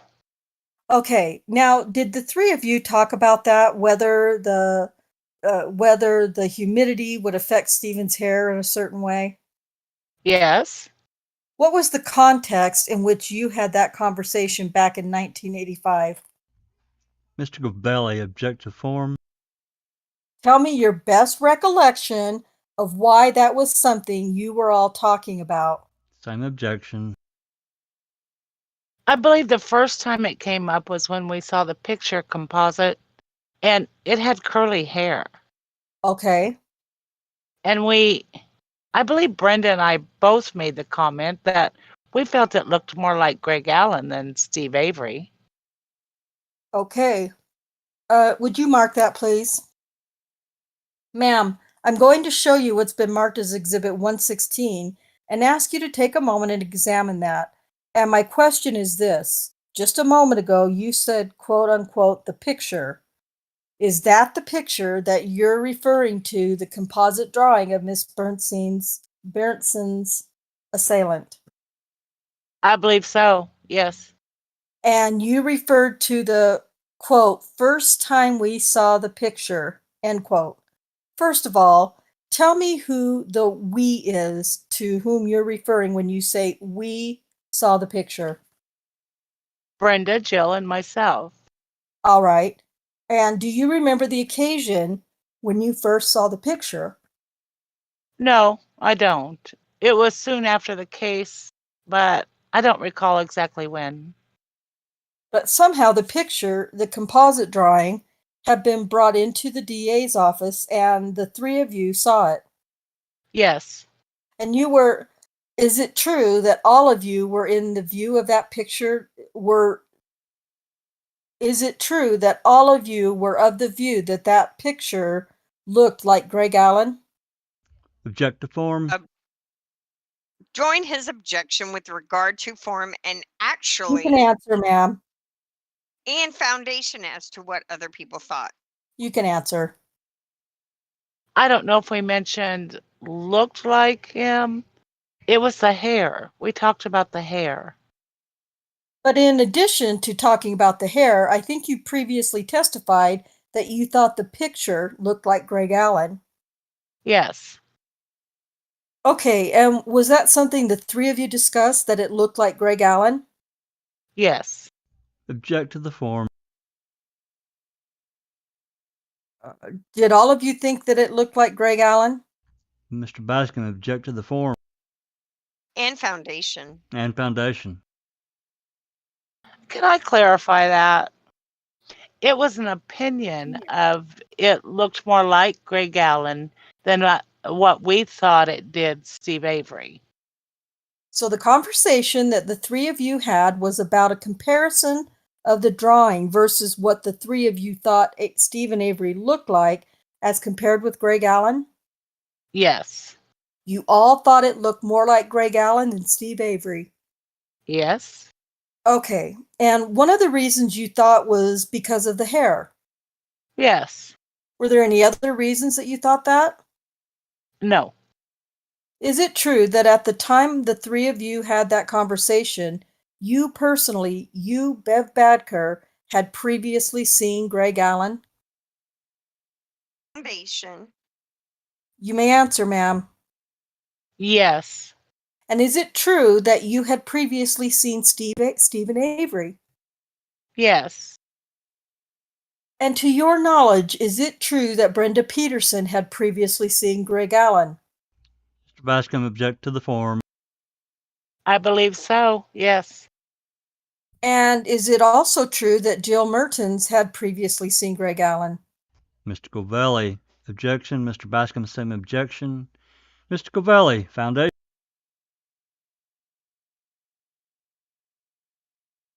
You may answer. I believe so. Okay, and is it true that Jill Mertens had also previously seen Stephen Avery? Foundation. I don't know. And how about Brenda? Had she previously seen Stephen Avery? Foundation. To your knowledge? I don't know. Okay. If you would go back to Exhibit 89, ma'am, the next paragraph, the first sentence, quote, Mertens said they also had concerns about the time frame that was established by the detectives, end quote. Do you see that statement? Yes. Did you, Brenda Petersen, and Jill Mertens have concerns about the time frame that was established by the detectives? Mr. Bascom, object to the form. And foundation. You may answer. Yes, we discussed it. Okay. Without looking at the report, if you just look at me for a moment, tell me what the three of you talked about that concerned you with respect to the time frame. Jill and I didn't know what was going on in the courtroom. We were told by Brenda because she was down there. And she had explained what had gone on with the detective's testimony as to how they went to Green Bay and bought paint and did whatever it was that supposedly Avery said he had done and got back in X amount of time. And we talked about the fact that we felt that would be very difficult to do if you had all the children in the car that he had. And I believe it was newborn twins. And to be able to do all that and get back in the amount of time that they did it in, it seemed nearly impossible. I think we should break right here just for a moment and discuss what she just said, because this is an important fact of the case, of Yep. the 85 case. These detectives had to speed at least 10 miles an hour over the speed limit to travel this distance that was Just allegedly fucking ridiculous. It is. Yeah. That was allegedly involved in what Avery would have had to have done in order to do this assault on Penny Bernston, get back with his family, and run off to Green Bay and do this shopping, go to the paint store, blah, blah, blah, go out to eat. And I bet they were running through that store to get the paint too. They had Oh, to. They had to. Yeah. There's no other way. So this So is an important, stupid. it really is. This is an important case fact of the 85 case. But they said, oh, well, he could have done it. Yeah, sure. That's not including having exactly what she just said. It was, Avery and Lori and all the kids, and 2 of them were newborns. I mean, come on, Was 5 kids, right? 5 Yep. kids. All Yep, kids. and then Yeah. the twins were newborn, so you And know they how had that Right. just can be. gotten out of the hospital that day, hadn't they? Or the day Then, Or before. maybe the day or the day before. before. Yeah. Yeah. Before. I just have a feeling. Do y'all know how long they claimed he was? Was it like 50 minutes or something?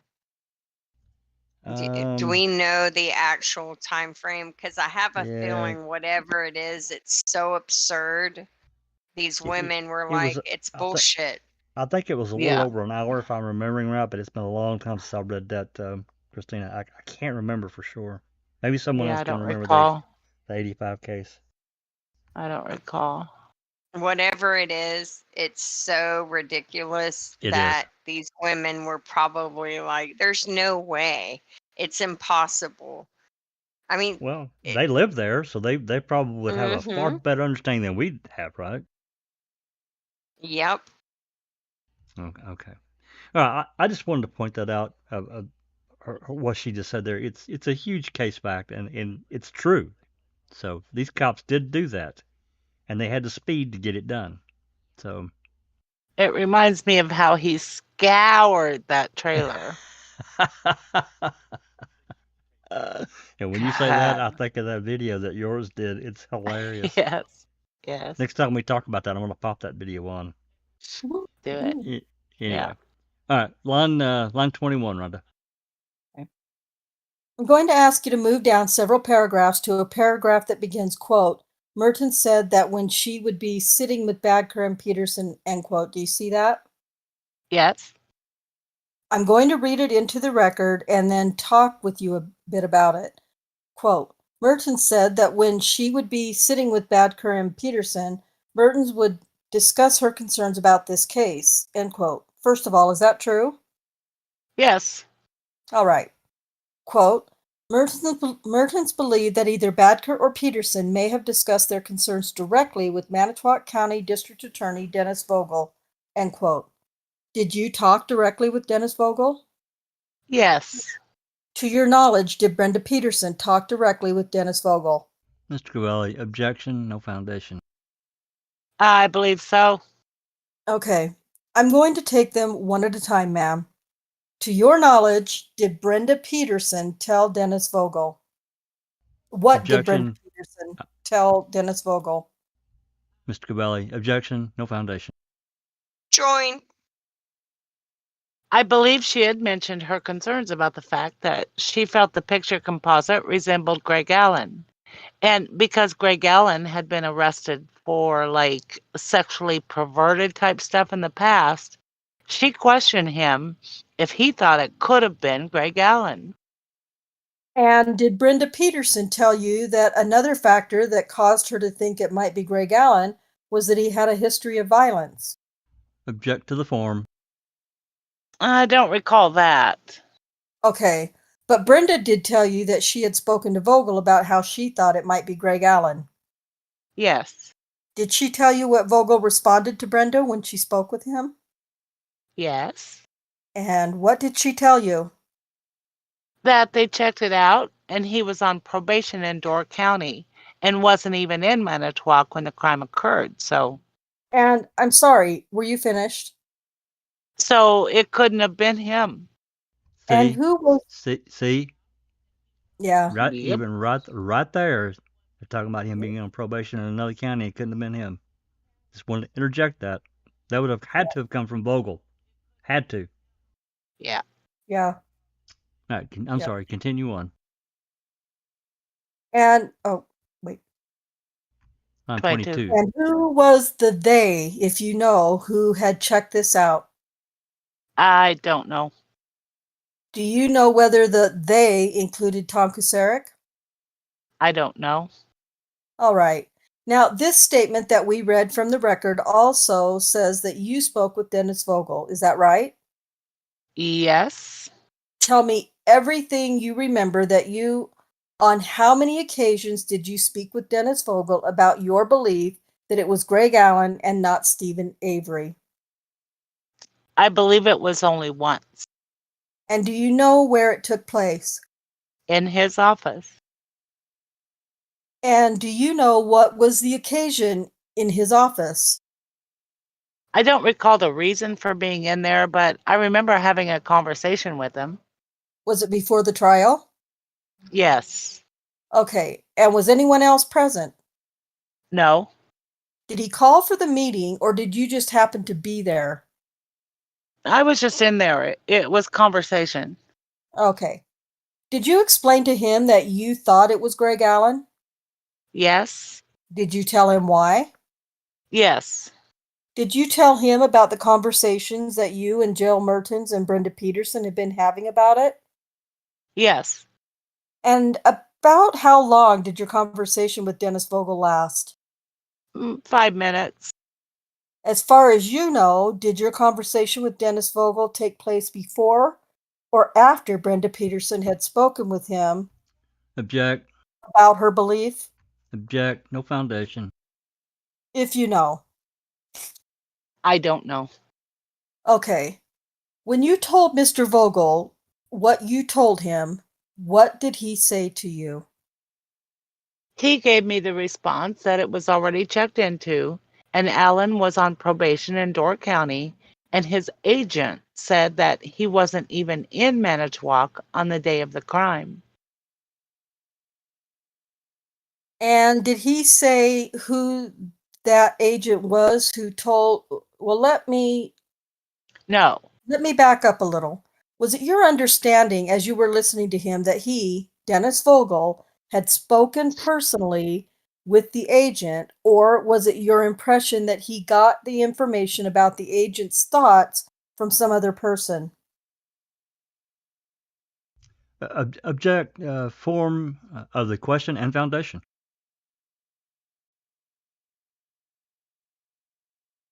Mayor joins. Join. You can answer. I felt that it was he. I felt that it was he that had spoken with the agent.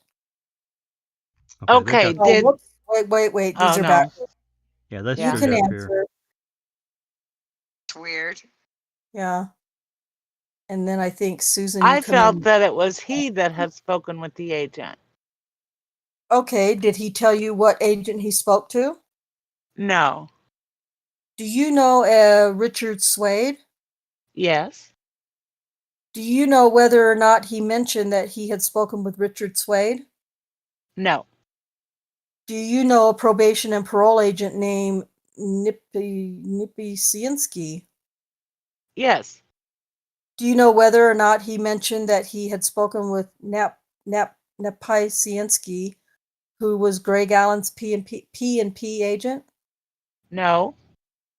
So you're not saying for sure he didn't say that. You just don't know whether those were the people he identified. Correct. Okay. Are we done with this exhibit? Yeah, for the moment, yes.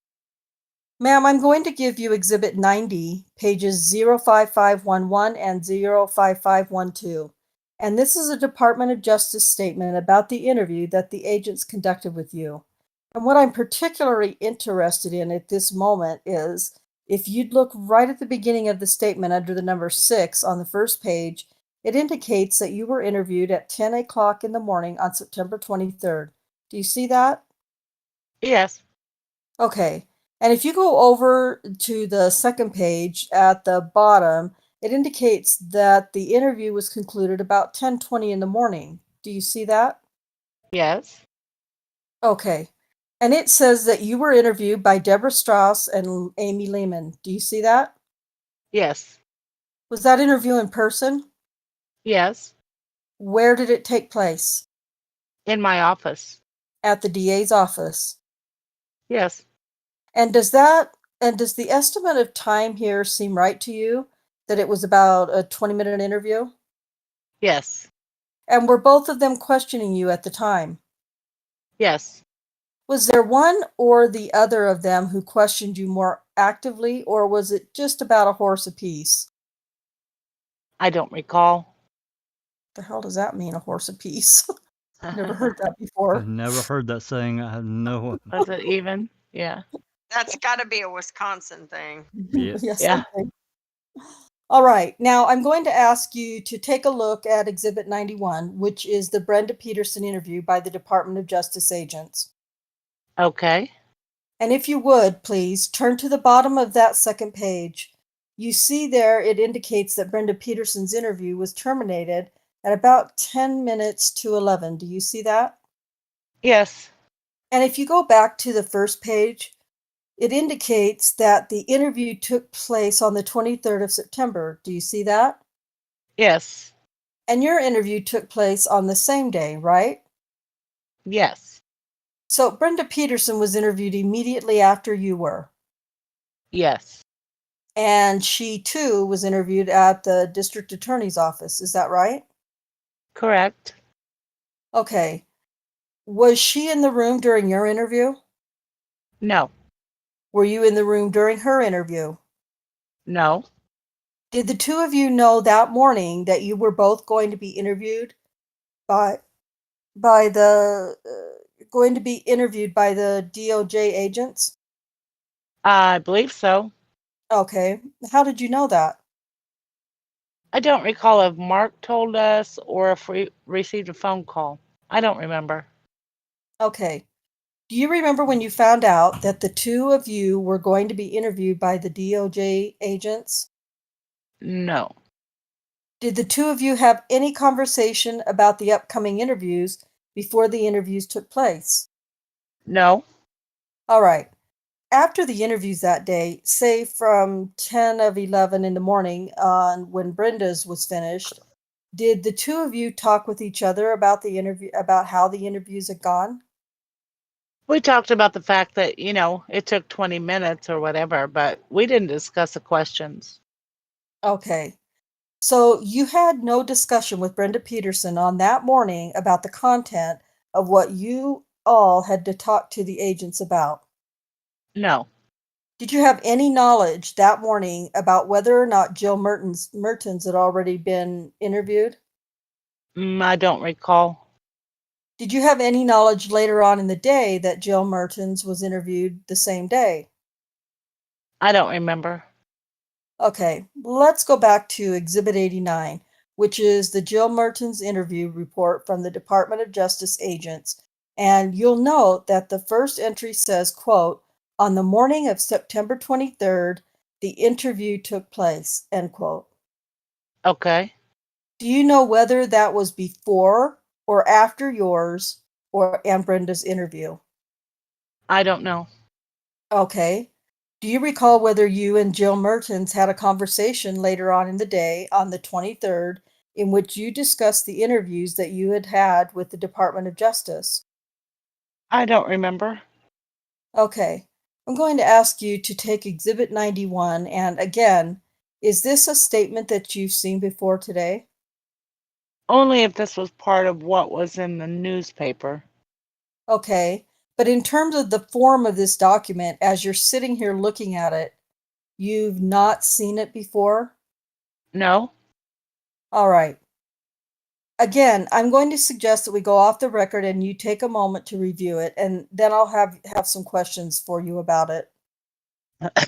Excuse me. Okay. Off the record, 9:52 to 9:54. We're back on the record. Ms. Badker, have you had the opportunity to review Exhibit 91? Yes. All right. Let me start with the first paragraph on the page, right under the number 6. This says that Miss Petersen was formerly Brenda, is it Goosey? Goosey. Goosey. And I take it that sometime after she started in the DA's office, she married someone named Petersen. Yes. Do you know whether that Petersen is somebody in law enforcement in Manitowoc County? Yes. Who is that? Keith Petersen. And who is Keith Petersen? He's a reserve deputy with the Manitowoc County Sheriff's Department. And how long has he been with the department? Do you know? I want to say about 15 years or more. All right. Possibly longer. It could be 20. And to your knowledge, is the Petersen family a law enforcement family here in Manitowoc? His brother is the sheriff. So Ken Petersen, the current sheriff, is the brother of Keith Petersen. Yes. Okay. Are there any other members of that family who are involved in law enforcement to your knowledge? I don't know. Okay. If you would go down to the next paragraph, again, I'm going to do this sentence by sentence. Quote, Petersen stated that from the beginning, when she heard that Berenson had been attacked and when she saw the composite drawing that had been done, she thought it was Gregory Allen that committed the offense, end quote. Do you see that statement? Yes. Did she make that statement to you? Yes. All right. Quote, Petersen said that she was familiar with Allen at the time from the court hearings that he attended, end quote. Did Petersen make that statement to you? I don't recall if she made that statement. But in any event, she had, as far as you know, familiarity with the appearance of Greg Allen at the time that the composite drawing was done. Mr. Gravelli objection. Mr. Bascom object to the form. Mr. Gravelli, no foundation. Yes. Okay, quote, Petersen stated that at the time she saw the composite drawing, she knew what Allen looked like, end quote. Did she say that to you? I believe so. Okay, quote, Petersen said that from what she also knew of Allen's history, the attack on Berenson seemed to fit Allen, end quote. Did Brenda Petersen say that to you? Yes. All right. Did she elaborate on that at all? Did the two of you talk about the history that Greg Allen had as far as Brenda Petersen knew it at the time? Just that he had, I believe, had some arrests for, I don't know if it was like disorderlies.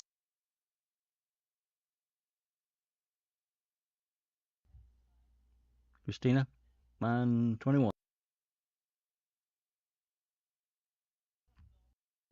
I may have lost Christina. Mr. Pollen, for what? I'm For sorry. what?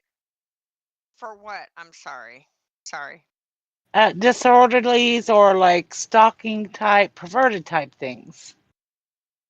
They were sexual types Yes. of offenses, is that right? Some of them, I believe, were. Let's look at the next paragraph. Quote, Petersen said that in 1985, Allen had been in court for various things, including stalking, window peeping, watching women at Red Arrow Beach, and stealing women's undergarments, end quote. Is that something that Petersen said to you? Yes. All right. Quote, Petersen stated that the Manitowoc Police Department was watching Allen because of his behavior, end quote. Is that something that Petersen said to you? I didn't recall that.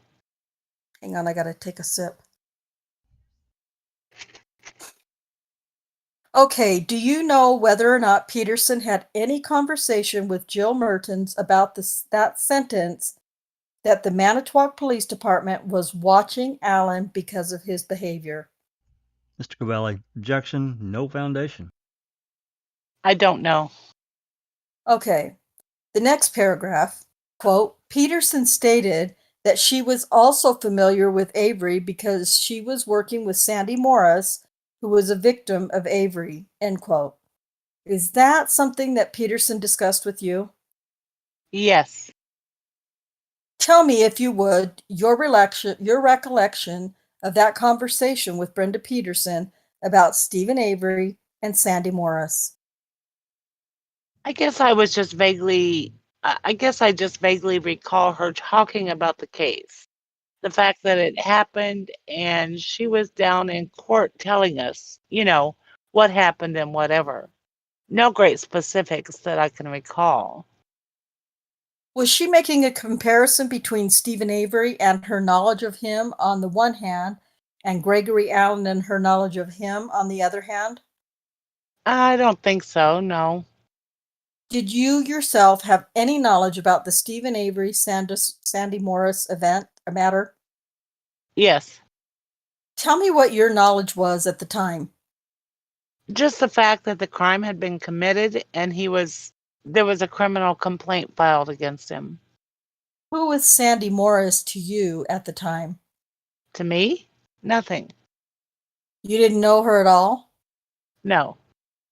Did you know that her husband was a deputy in the sheriff's department at the time? I Object to the form. Oh, I'm sorry. That's you. My bad. believe Brenda told me that in the course of the case. Okay. Did Brenda tell you anything more about Sandy Morris and Stephen Avery that you can recall today? No. Okay. If you'd go to the next paragraph, quote, Petersen stated that all through the trial of Avery, she never thought he committed the crime for which he was charged, end quote. Did she tell you that? Yes. And she maintained that position even after Stephen Avery was convicted, right? Yes. Okay. Quote, Petersen believed that she was vocal about how she felt, end quote. Was she vocal to you about how she felt? Yes. To your knowledge, was she vocal with others about how she felt? Mr. Bascom, object to the form. Other than Jill? I don't know. Okay. So for example, you don't know when it goes on and says that, quote, Petersen had some conversations with former clerk Shirley Wilda and with officers involved in the case, end quote. No. And you don't know the identity of any of the officers that statement refers to. No. Okay. If we go over to the first full sentence on the second page, quote, Petersen believed that just because she talked about how she did not believe Avery was the right man charged, that former, end quote, Where are we? Manitowoc District Attorney. Mr. Bascom, can we stop? Sure. The witness lost you. He's starting right here Oh. with quote unquote Peters. Okay. All right.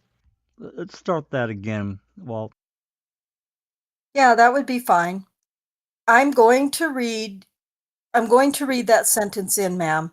Read along with me if you would, please. Quote, Petersen believed that Avery was the right man charged, that former Manitowoc District Attorney. Wait. You No, missed the line. Yep. You missed line 25. I thought I did. I didn't sound right. All right. Quote, Petersen believed that because she talked about how she did not believe that Avery was the right man charged, that former Manitowoc District Attorney Dennis Vogel would have heard her make those comments, end quote. Do you see that? Yes. That's something I think you told us earlier this morning that you know Petersen talked to Vogel about, right? Mr. Gobelli, objection, no foundation. Mr. Bascom, join. I thought she had. Okay. And when she talked with you about her conversation with Vogel, what, if anything, did she tell you about what Vogel said to her concerning Alan being on probation?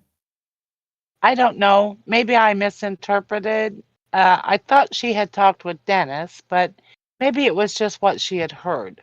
But I thought she had heard the same thing I did from him, that he was on probation. Okay. If you'd go down to the next paragraph, but not to the next paragraph, but the one after it, it says, quote, Petersen relayed that one thing that was odd about the investigation was how involved that Sheriff Tom Kucerik was in the case, end quote.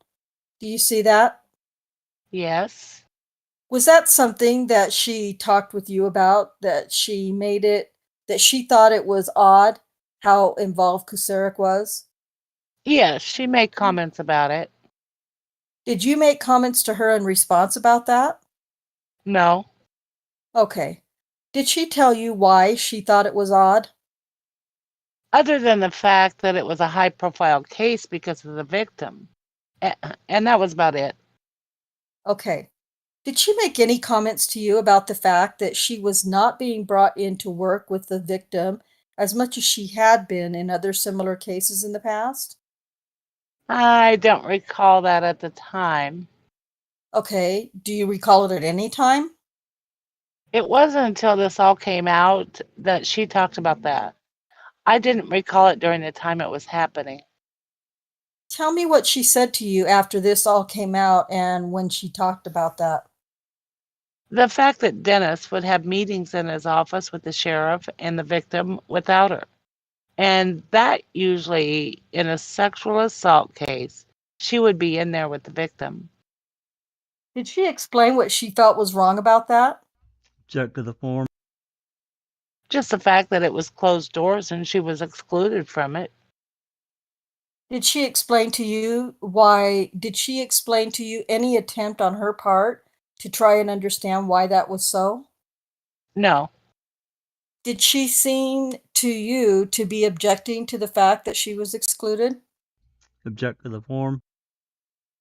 while it was happening, no, But not that I recall. how about later on when she told you about it?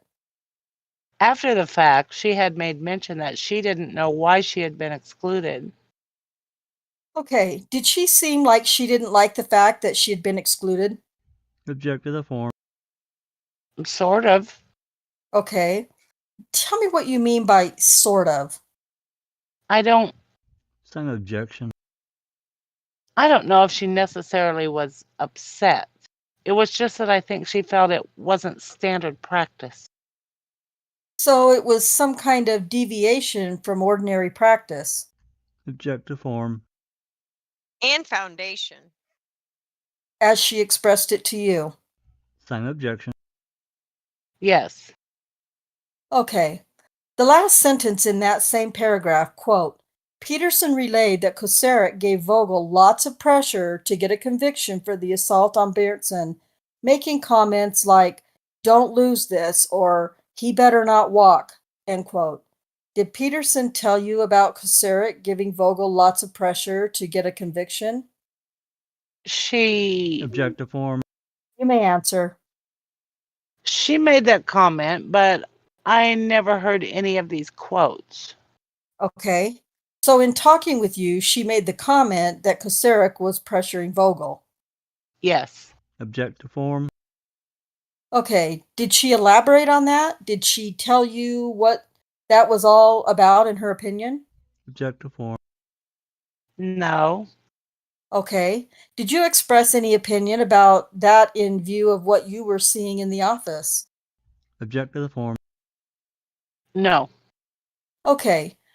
What was your understanding of the relationship between Kosarek and Vogel at the time of the Stephen Avery prosecution? I heard someone say that they were friends, and that was part of the reason that they were having close contact with the case. He being The sheriff? Kosarek? Yeah. Okay. Let me try the question again. Who were you referring to when you just answered that they were friends? The victim and Sheriff Kasurik. So your understanding at the time was that the sheriff was giving special attention to the case because he was friends with the Bertson family? Object to the form. Is that right? Not necessarily special attention, just that he was involved with it because he was a friend of hers. And was his involvement unusual in your experience at the time? I didn't think anything unusual. It was unusual to see the sheriff there as much as he was, but I guess because I had heard they were friends, I didn't think that much of it. Okay. Let's, If you'd let's go pause. down three more. Let's pause right here. This is a good place to pause because this is another important case fact that is really not, I mean, we know about it, but many people don't. And this emphasis of Kosarek and the Berenson family, especially Penny, being friends at the time. And he took a special interest in the case and took the lead. and she just basically, she didn't really admit to think anything odd, but it was odd that he was in the office as much as he was in this case. Yeah. Comments, thoughts? Does anyone else find it odd that Kasurik and Berntsen were friends, yet he intentionally wrongfully convicted the wrong person for her crime? If he really cared so much about his friend, Yeah. you would think he wanted the right man to be incarcerated for it. That's a Yes, good and point, Christina. it is a good point. And I'm going to say yes, and at the same time no, because friends often use friends for their own means, and I think he used this friendship um, probably in a really detrimental way to get, Well, because he wanted Avery, right? we don't know what he wanted. He wanted Avery, but he also, who knows? Because there's a rumor among the locals. Me and BB used to chat about this, that Kasurik and Penny Berntsen had an affair and she broke it off with him. And this was kind of a payback to her, a payback to Stephen, and dealing with Gregory Allen, making sure he doesn't get arrested because he was a snitch, because he had blackmail evidence on them. I mean, we just don't know. Yeah, there's That, a lot of logical leaps here that you just talked about. Go ahead. sorry, I was just going to say, okay, Kosaric we know he's evil and vile and that he's at the Oh, bottom of all of this, right? absolutely. But man, if that's true, that he was willing to sacrifice his so-called friend or ex-lover, whatever the case is or was, that's a new low even for him. Mm-hmm. Well, I've mentioned this before, and I'm going to go ahead and mention it again. We know that Penny Berntsen's injuries were horrific, and they took weeks, if not months, to heal. Oh His yeah, Horrific. children, Yeah. Alan beat the hell out of her. yep, he strangled her to the point of unconsciousness. He beat her about the face to the point where when they had her going through mug shots and answering questions, she was also on the phone with a plastic surgeon who was thinking that he was going to have to do surgery on her eyes to repair Yep, the damage. that's right. She made it clear that she could not see to sign her statement. Yep. Now, they lived close to each other. Their children went to the same private school. They went to So church that together too. means, They went to and church they together. went to church together too. That's That's right. right. Good point. So he watched her heal and spoke to her and her husband during this process.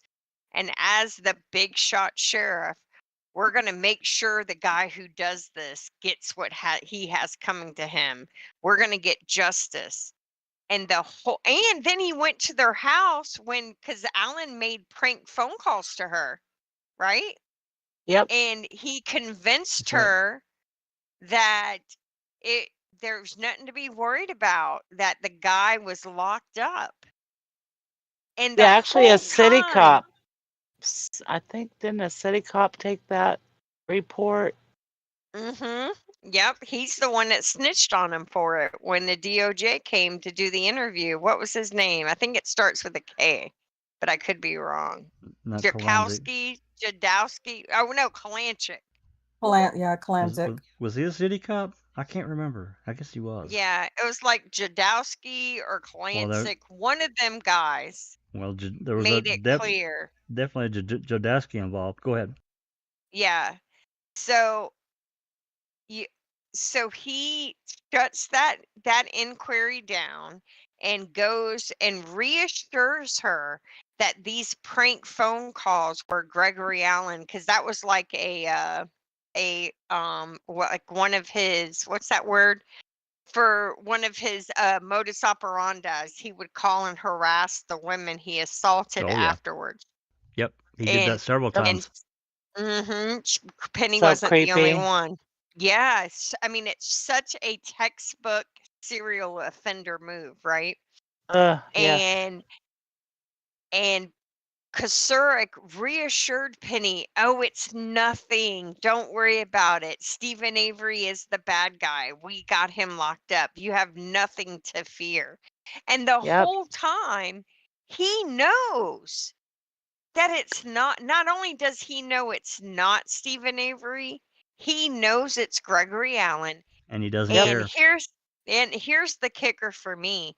Even if he hated Stephen, even if he was mad and wanted revenge against Penny because she cut him off, you allowed Gregory Allen to remain free, to continue to prey upon the women and children of your town that you took an oath to protect and serve. And you didn't think twice about it. And he now is like the CEO or whatever the word is for the Boys and Girls Club. So when juveniles come out of court, let's say they get sentenced to probation or they get, or their parents are put in jail. When they come out of court, they see like the Big Brother, Big Sisters, Boys and Girls Club of Manitowoc County. And some of them would be foolish enough to think that they can find, just support there. And Tom Kasurik runs that. Yep. And I'm telling y'all, that is stick shit, man. There's no other word for it. You think about it, again, we talked about this at the beginning before we started reading, and I've done this many times, and I'll probably continue to do it.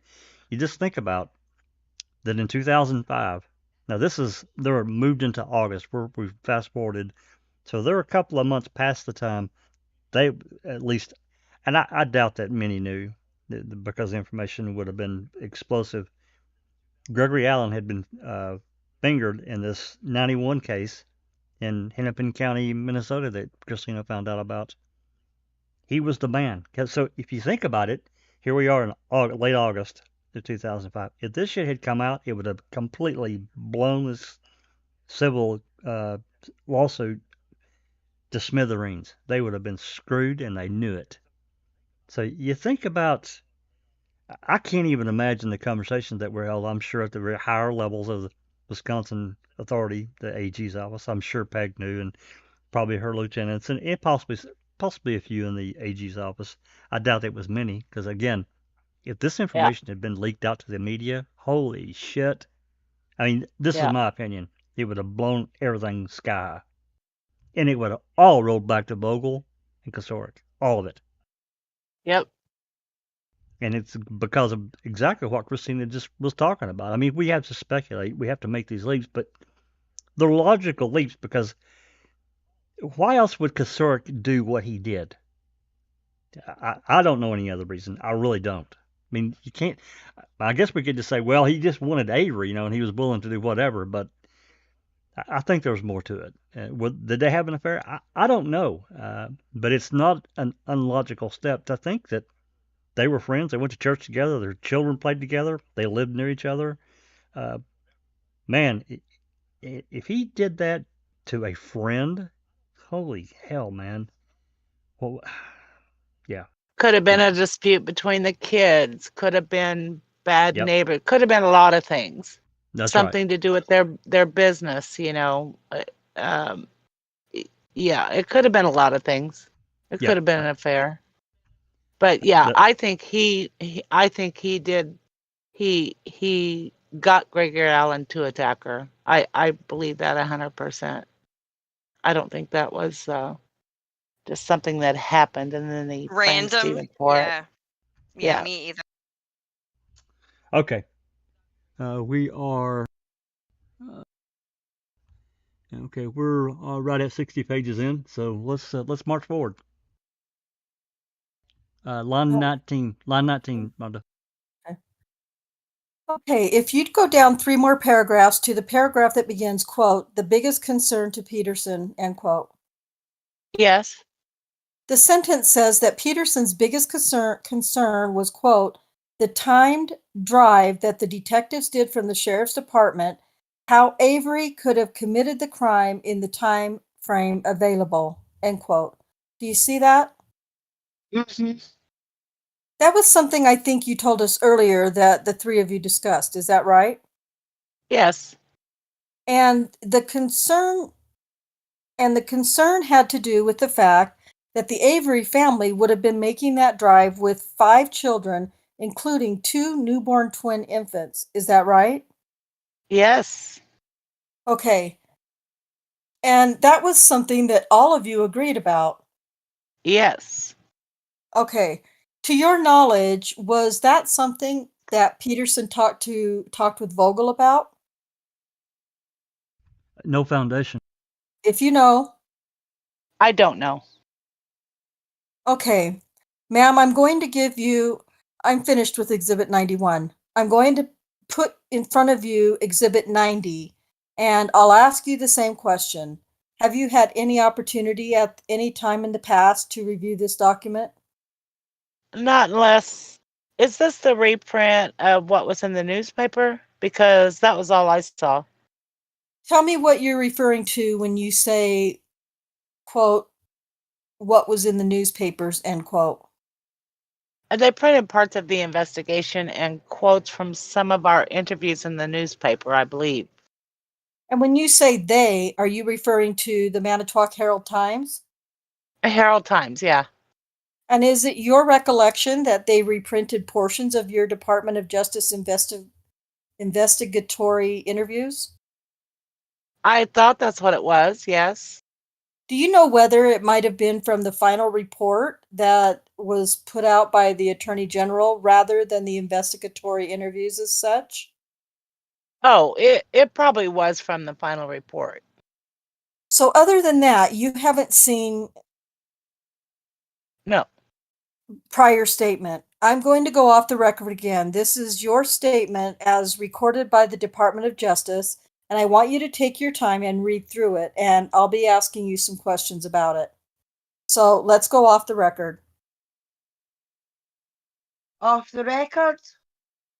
10:11 to 10:13. We're back on the record.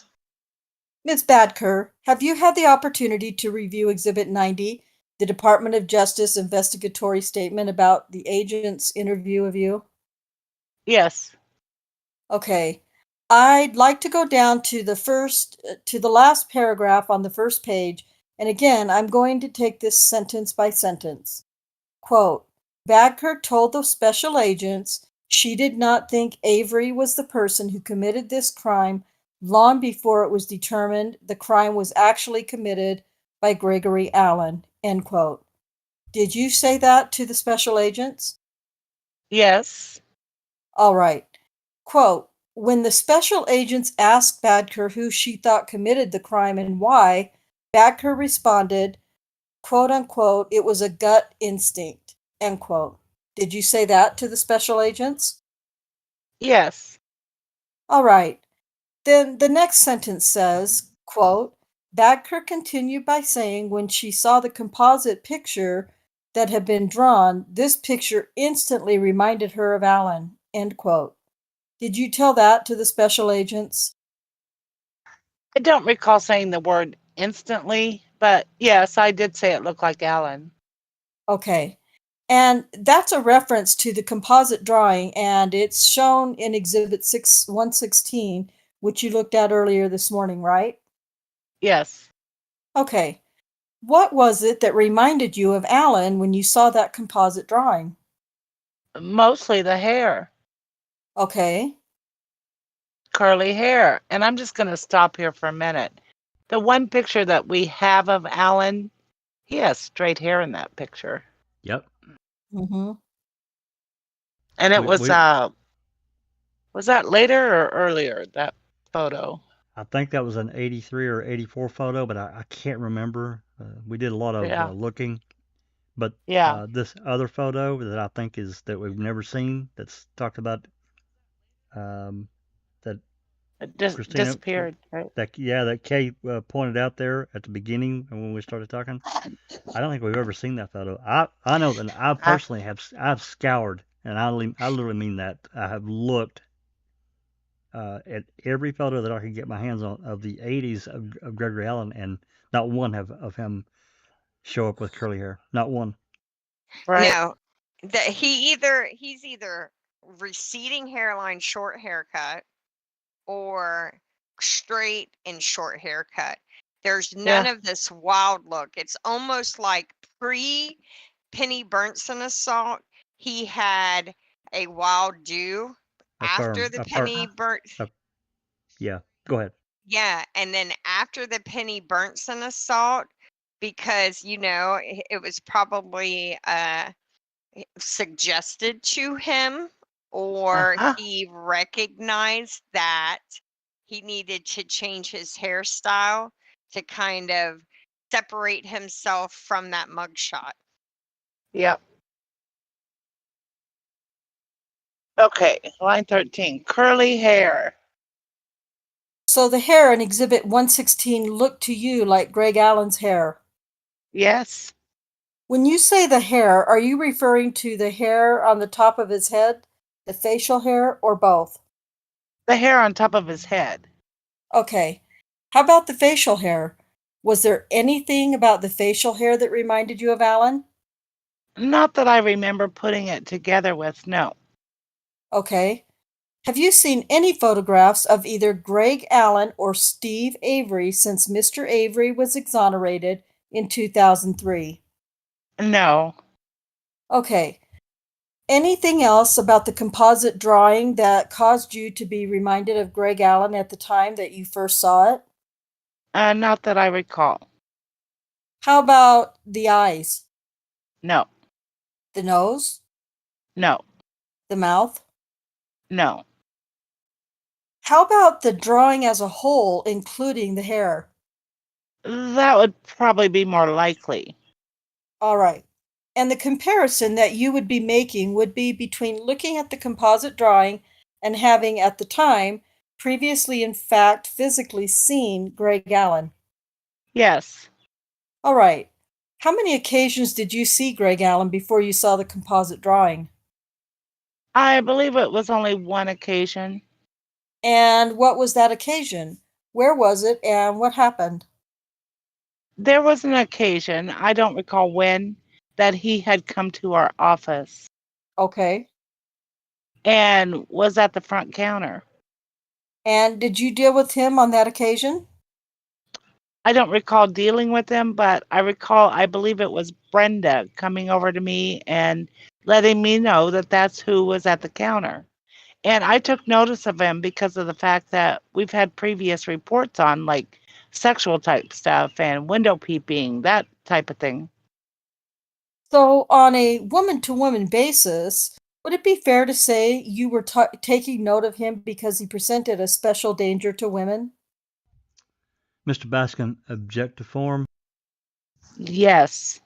Before you Okay. continue, I want to make this statement about the photo, this drawing, and how this is important to the 85 case, because Yeah. when Avery was arrested, July 29th, I think, of 85, he had straight hair. He did. So, But how that photo was from January of 85, correct? With the Morris Yeah. case Yeah. yeah. when So it was curly. that's So Kosurik sure knew what the hell he was doing, didn't he? absolutely. So I that plays right into this quote unquote drawing that Jean Couché did. You know, the funny thing is, by that time, I guess Penny was so brainwashed, like the lineup. You know, Stephen's hair was straight in the lineup also. That's right. But I think she was so brainwashed into believing it was Stephen that she picked him out. Of course, he was the only one. I mean, he was so different from everybody else in that lineup. And in It the middle. wasn't Yeah. even funny. He was And- right in the center. And Penny also made that observation that, well, he's, you know, the only one with blonde hair and whatever, but he And was way too looks, short to be yep. Gregory Allen. She was just, I think, still traumatized. Oh yeah. I Yeah. find it very, very interesting that Brenda Petersen went to Barb Badker when Gregory Allen came in and said, "That's Gregory Allen." Yep. So Yeah. that means that the cases, because I have this suspicion that he was way more prolific and active than the reports we have, right? Because it's really weird. There, each little area had a police force. So if we, you have two rivers, you have Manitowoc Police, you have Manitowoc County, there's like 7 different ones in Manitowoc County, but yet they all filter through the Manitowoc County Clerk of Courts or the DA's office and the Manitowoc County Sheriff's Department. So these women, and if they're like us, and they're reading these charges, and anytime you see something that isn't a drunken disorderly, a DUI, domestic violence, something like Gregory Allen was up to, that's not normal Friday night fight shit. Over This and Yeah. is over and over. exactly. And then he's going into Vogel's office. What the hell? Yes. That Yes. makes Yeah. no sense. No, No. and he stuck out like a purple unicorn in a field of donkeys, right? To these women because he was not the norm. So, and this deposition made that clear. So for the DAs, for Griesbach and Rohr, and if Vogel and Kusurk would have had to have been deposed and tried to minimize their Involved. interaction with him, yeah, it never would have flown to Glenn and anyone Cal- who has a clue. Glenn and Kelly would Hell have no. destroyed. They would have destroyed those guys. They could Yes, not they allow would them. have.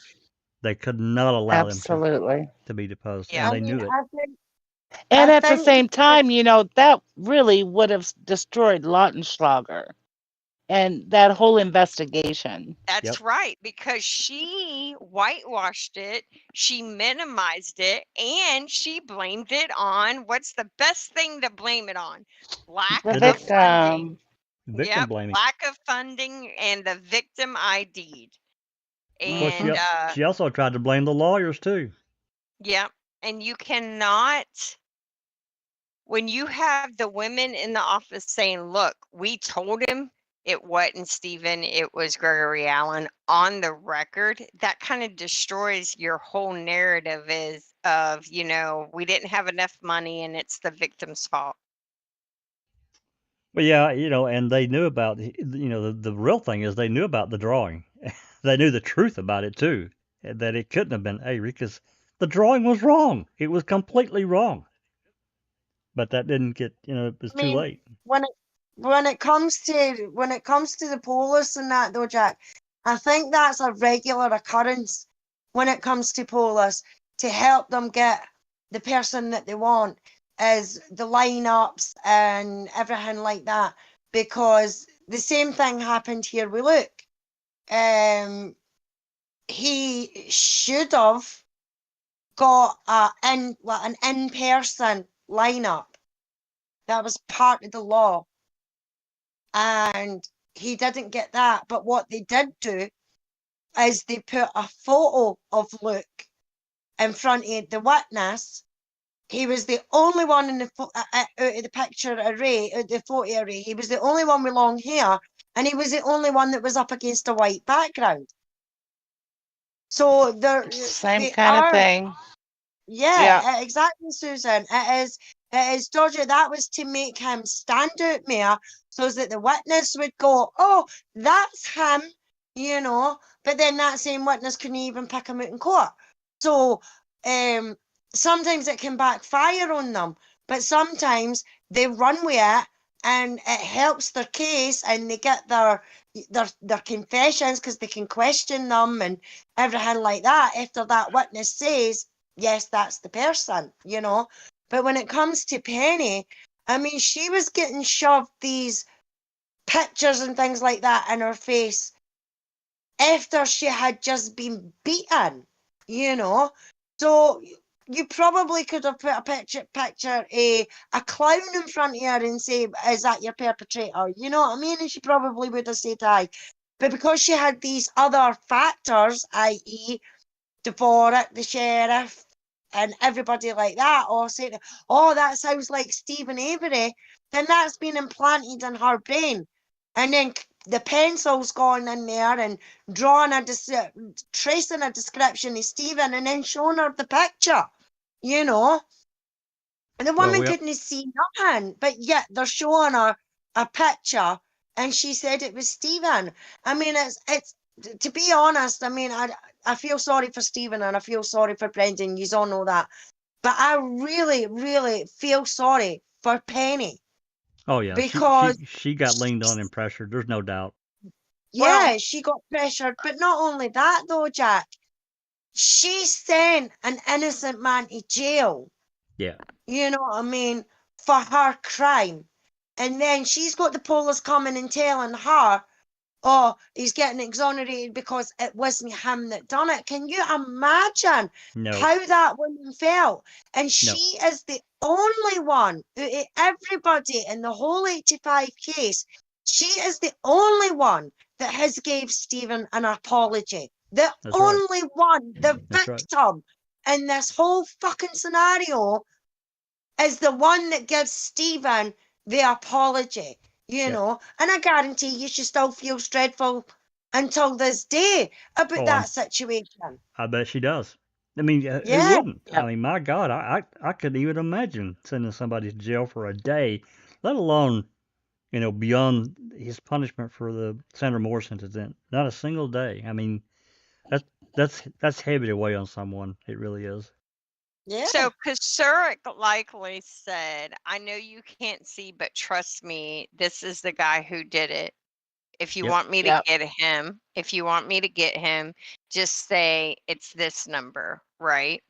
And he had Jean Couché trace Stephen Avery's photo, make the hair look crazy to kind of match her description enough where no one questioned it. Penny Bertson, doped up, half blind, traumatized, in her mindset, and pressured. And in her mindset, she thought, even though, you know, well, let's not even say they had an affair. She knew Tom Kusurik outside of law enforcement. She never in a million years thought he would use her to do this. So she trusted him. Yep. Right? She trusted that he Absolutely. had either that or she was scared of him. Yep, one or the other. That's exactly right. He had this done to me. If I don't go along, what else would he do? If he could do this to me, would he do this to my kid? Right? That would be my thought. Or my husband. That would be my next thought. Would be my next thought. Fuck my husband. He didn't protect me. But my children, I'm sorry, that was a bad word. But I would be thinking about my kids, you know. Your word. Because I mean, she was already screwing around on her husband, so that relationship's fractured. If that were the case, if that was the case, she's not loyal to her husband, but she's got to be loyal to her children, right? Oh, so yeah, sure. I just don't. I don't know, man. I'm telling you, Kusurik is like just. Evil I think incarnate. he was the. For Manitowoc County, for real. Yeah. He wielded a lot of power, there's no doubt, and he was in position for many, many years. So, all right. Yep. Let's continue on. We're on page 65, line 16, Rhonda, whenever you're ready. Are you sure? Mm-hmm. No, 64, Jack, I think. Well, it's PDF page 65. I'm sorry. Oh, okay. Yep. Okay, at the time that Brenda came over and told you when you saw Greg Allen, quote, "Hey, that's Greg Allen," end quote, to your knowledge, was it known in the office that he was a man who was dangerous to women in the area? Objection, foundation, formal question. Join. I don't think it was dangerous as much as like perverted. Okay. Well, that's the same thing. Yeah. Somebody who's perverted is dangerous, I agree. Okay, I'm going to read you some testimony from. We had a deposition with Jill Mertens, not unlike the one that we're having with you today, and I want to read you a particular line of testimony at page 56, starting on line 1. And then I'm going to ask you, but it involves you, and I'm going to ask you a question about it. It begins on line 1. Question. All right, did Badker ever tell you that it was her gut feeling that Kosarek had the wrong guy? It wasn't Avery. It was Alan who did it to Berenson. Then there were some objections. I told her she could answer, and she said, quote, that she had an opinion or gut feeling about it being Alan. Yes, end quote.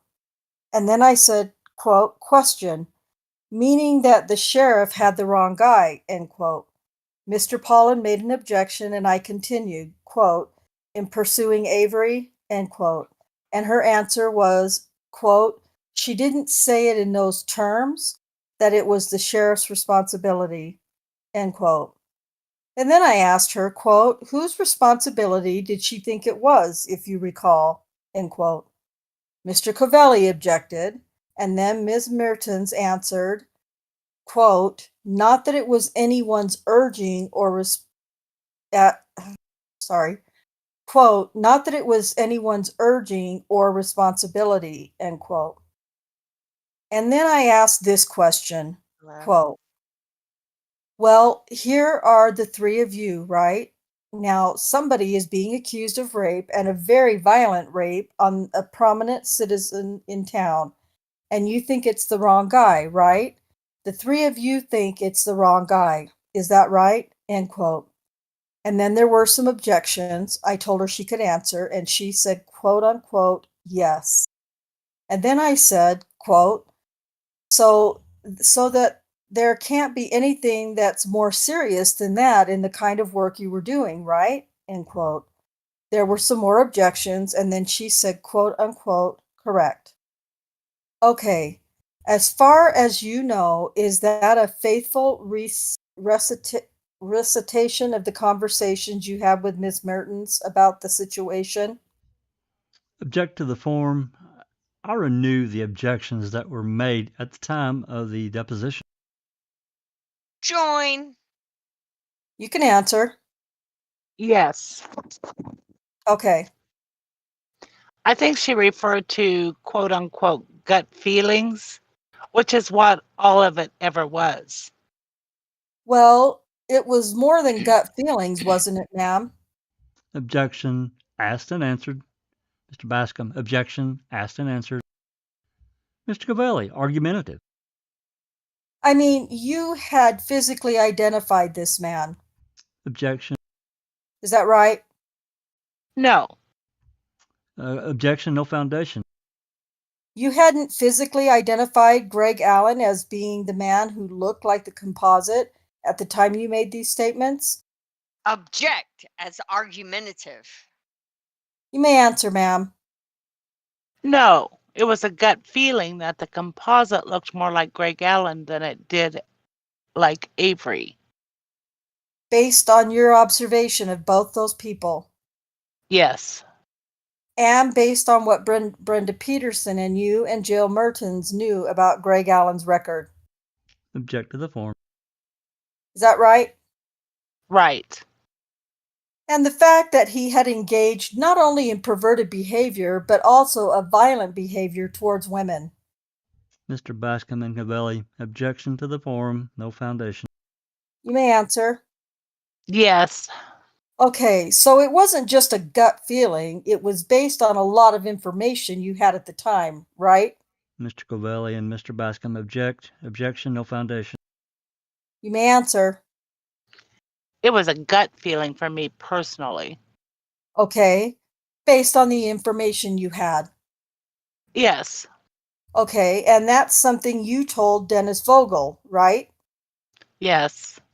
And that's something, to your knowledge, that Brenda Petersen told Vogel, Dennis Vogel.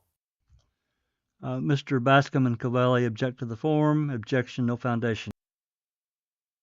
I had thought so. Yes. Okay, if you go to the last sentence on the bottom of that first page of your statement, beginning with the final 3 words on the page was, quote, Badker said she knew of Allen because he had previously been charged of other crimes by the district attorney's office, end quote. Is that something that you told the agents? Yes. And was that something you knew at the time? Mr. Covelli, which time?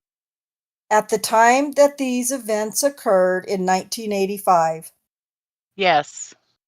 Okay, the next paragraph, first full paragraph on the second page, quote, Badker stated that after she saw the picture composite, Badker recalled talking about this with Jill Mertens, end quote.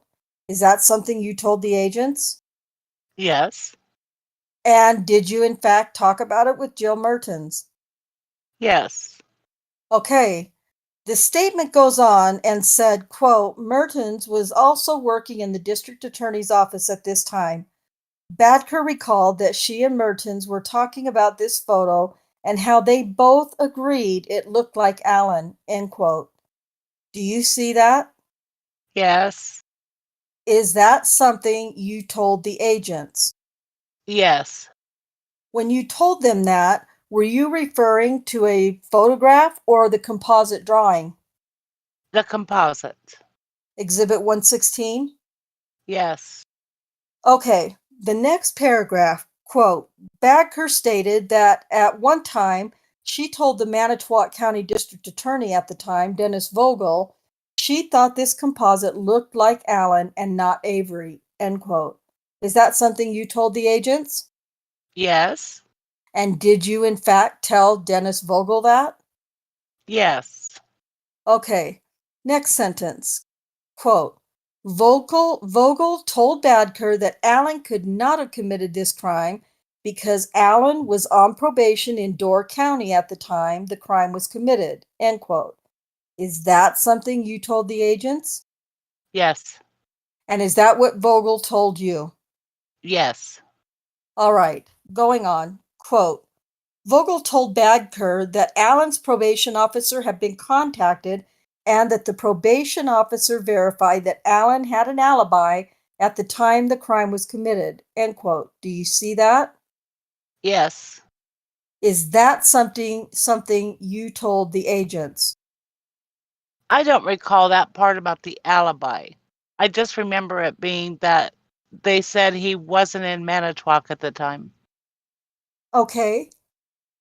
Is the information that's in that sentence information that was provided to you by Vogel?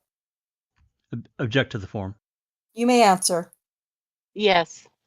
Did any other person provide you the information that is in that sentence? No. The next sentence says, quote, Badker told the special agents it was later determined that the probation officer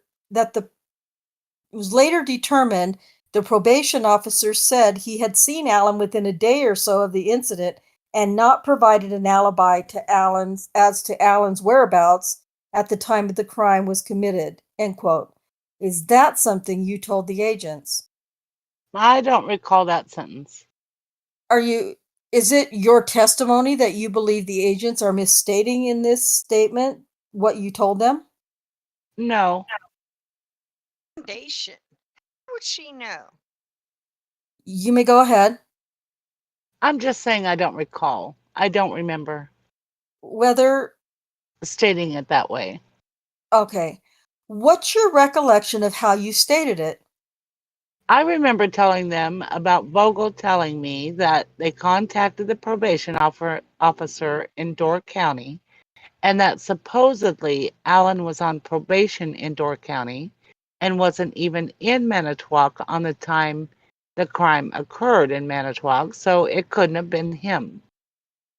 And then how did it come to your knowledge, if it did, that that was not accurate and that he could have been the person who committed the crime? I didn't find that out until Mr. Avery was exonerated. How did you find out when Mr. Avery was exonerated? Because obviously it was Mr. Allen that did it. Well, this statement, That's what the paperwork said. okay, let's read the sentence one more time. Quote, Badker told the special agents it was later determined the probation officer said he had seen Allen within a day or so of the incident and did not provide an alibi as to Allen's whereabouts at the time the crime was committed. End quote. Do you know, as you sit here today, how it was later determined that Allen did not have an alibi through the probation agent for that day? No, Object to the form. You don't know how you found that out? Objection. Form of the question, lack of foundation. You may answer. no, Okay, when did you find it out? Objection. Assume a fact not in evidence. You can answer. I didn't. Are you denying making this statement to the agents? Asked and answered. No, So you did make this statement to the agents then? Object to the form. It's been asked and answered. You may answer. yes, I made the statement. I just don't recall the part about the alibi. Okay, that's the part I'm asking you about. Yeah. I'm saying to you that final sentence, Mm-hmm. where it was later determined that this did not provide an alibi, are you denying that you made that statement to the agents? No. Okay, are you admitting that you made that statement to the agents? Yes. I just don't recall saying it that way about the alibi. Okay, when you made that statement to the agents, what was the basis for your knowledge about it turning out that there was no alibi for Alan?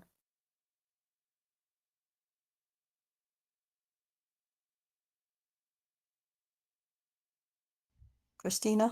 Christina, line 3. I'm going to object on grounds of foundation if she can't recollect having made the statement. You may answer, ma'am. I guess I don't understand the question. What don't you understand? Let me put it to you very plainly. The part of this last sentence, that's all I'm talking about, where you are said by these agents to have told them that it turns out that the agent saw Alan only within a day or so and that there was therefore no alibi as to his whereabouts. Do you see that? Mm-hmm. What was the basis of your knowledge of that fact when you spoke with the agents? Object to the form. You may answer. I don't recall. Okay, if you'd go past the next paragraph to the one that begins quote unquote in Badker's opinion. Do you see that? Mm-hmm. That statement says, quote, in Badker's opinion, the detectives were not necessarily trying to prove whether or not the crime could have been committed by Avery. Instead, she feels the detectives were going to find a way to show that Avery could have done the things he did in Green Bay and still have been in the Two Rivers area to commit the crime, end quote. Do you see that? Yes. Is that something that you told the agents? Yes. Objection. No foundation. Why did you believe that at the time you told it to the agents? Basically because of the time frame that they made fit for the run to Green Bay and going into Shopco and buying paint and whatever. And they just barely did it on their own without having a family along with them. All right. Would you go down a couple more paragraphs where the statement begins, quote, from the time Avery was arrested, end quote. Do you see that? Yes.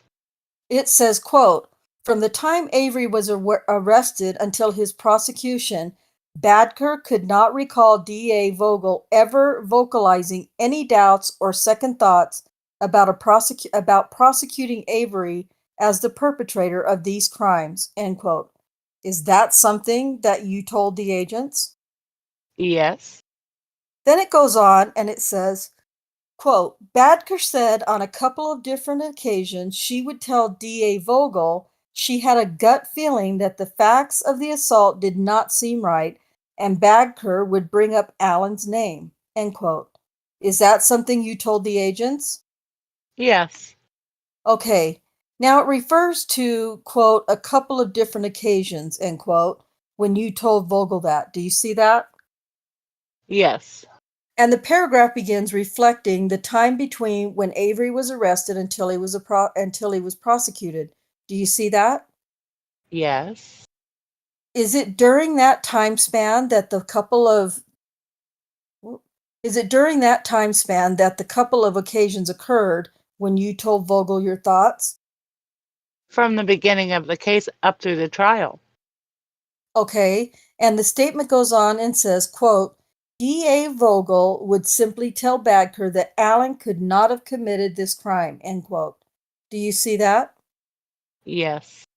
Did he tell you why he thought it couldn't have been Allen that committed the crime?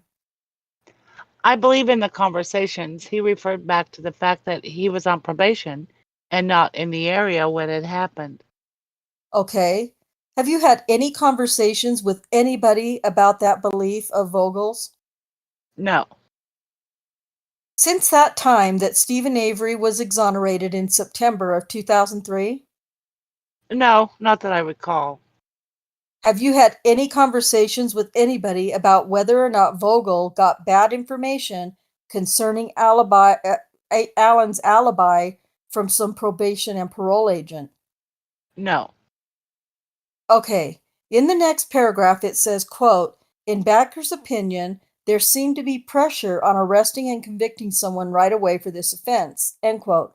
Is that an opinion that you stated to the special agents? Yes. What was it that caused you to have that opinion that there seemed to be pressure of that kind? I guess because of the high priority with the sheriff being involved, and it was a well-known victim, and it seemed like the pressure was on to get someone arrested and brought to justice for the crime. Right away. Yes. Okay. Anything further that caused you to have that opinion? Nope. The next sentence says, quote, both DA Vogel and Sheriff Kosarik applied this pressure, end quote. Do you see that? Yes. Tell me, did you say that to the agents? Yes. What did you mean by that? The fact that both of them were working determined to find out the suspect and get the case charged and in court. Well, they found out the suspect in less than 12 hours after. Let me start that again, sorry. Well, they found out the suspect in less than 12 hours after the crime was committed, right? Covelli and Bascom object to the form. I don't recall. You don't recall that Stephen Avery was arrested on the night of the attack? No, I don't. Okay.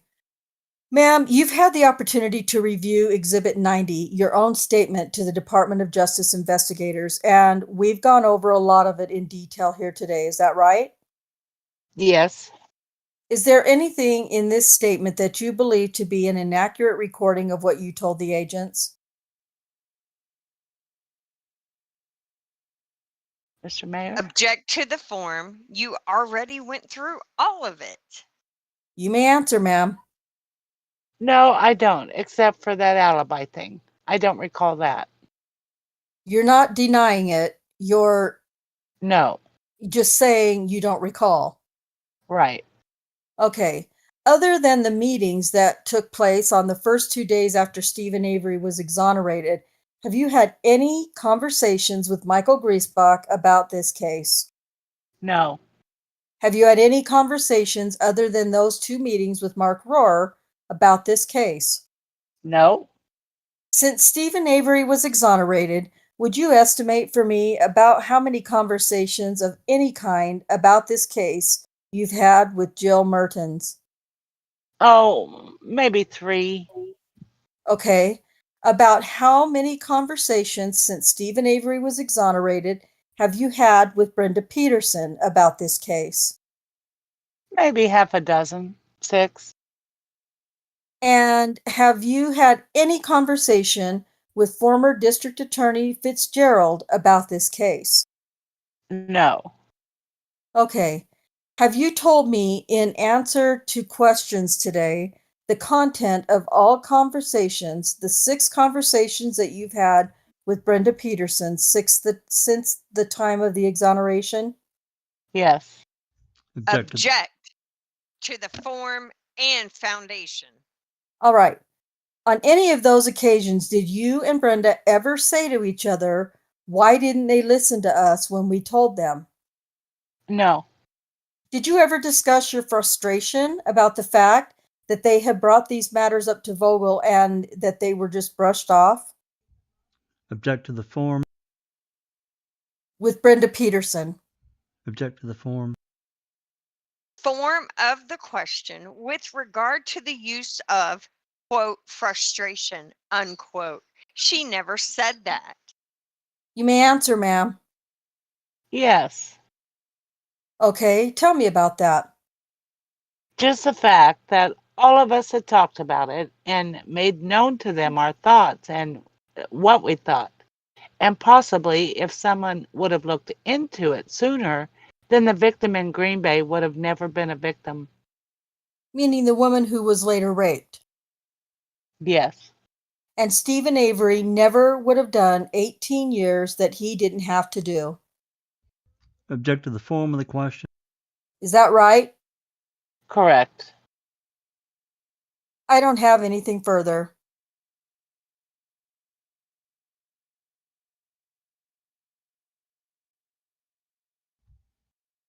The record. Report. Off the record, 10:37, 10:37, we're back on the record. Mr. Cavelli. Okay, we're going to have some Q&A with the state side or these other lawyers. They're going to get a chance to cross-examine. So we're on page 84, so let's get to it. All right, Mr. Cavelli, good morning. Good morning. I'm going to show you what's been marked as Exhibit 117. Who's that a photograph of? Looking at it outright, I don't know. Do you ever recall seeing that person before? No. Why don't you unfold that Exhibit 117, and I'll tell you that it purports to be a photograph of Gregory Allen taken in October, taken on October 22nd, 1985. Does that refresh your recollection as to who that is? No. Okay, does that look like the person that you have in your mind when you're talking about Gregory Allen? No. How tall was the man that you thought was Gregory Allen? I really don't recall his height. How tall was Mr. Avery? Is Mr. Avery? Medium height. I'm not real good with heights. Were Gregory Allen and the person you thought was Gregory Allen and Mr. Avery of the same height? Possibly. How much did Mr. Avery weigh in the 1985 approximately? I don't recall.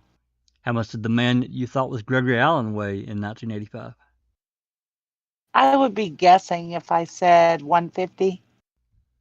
Do you think that, based on your recollection, the man you thought was Gregory Allen and the man that and Mr. Avery were of about the same weight? Possibly. Now, before you talked to the special agents in September 2003, had you read some newspaper reports about Mr. Allen and about Mr. Avery? Yes. And did those newspapers reports include information about Mr. Allen you had not known before? Possibly.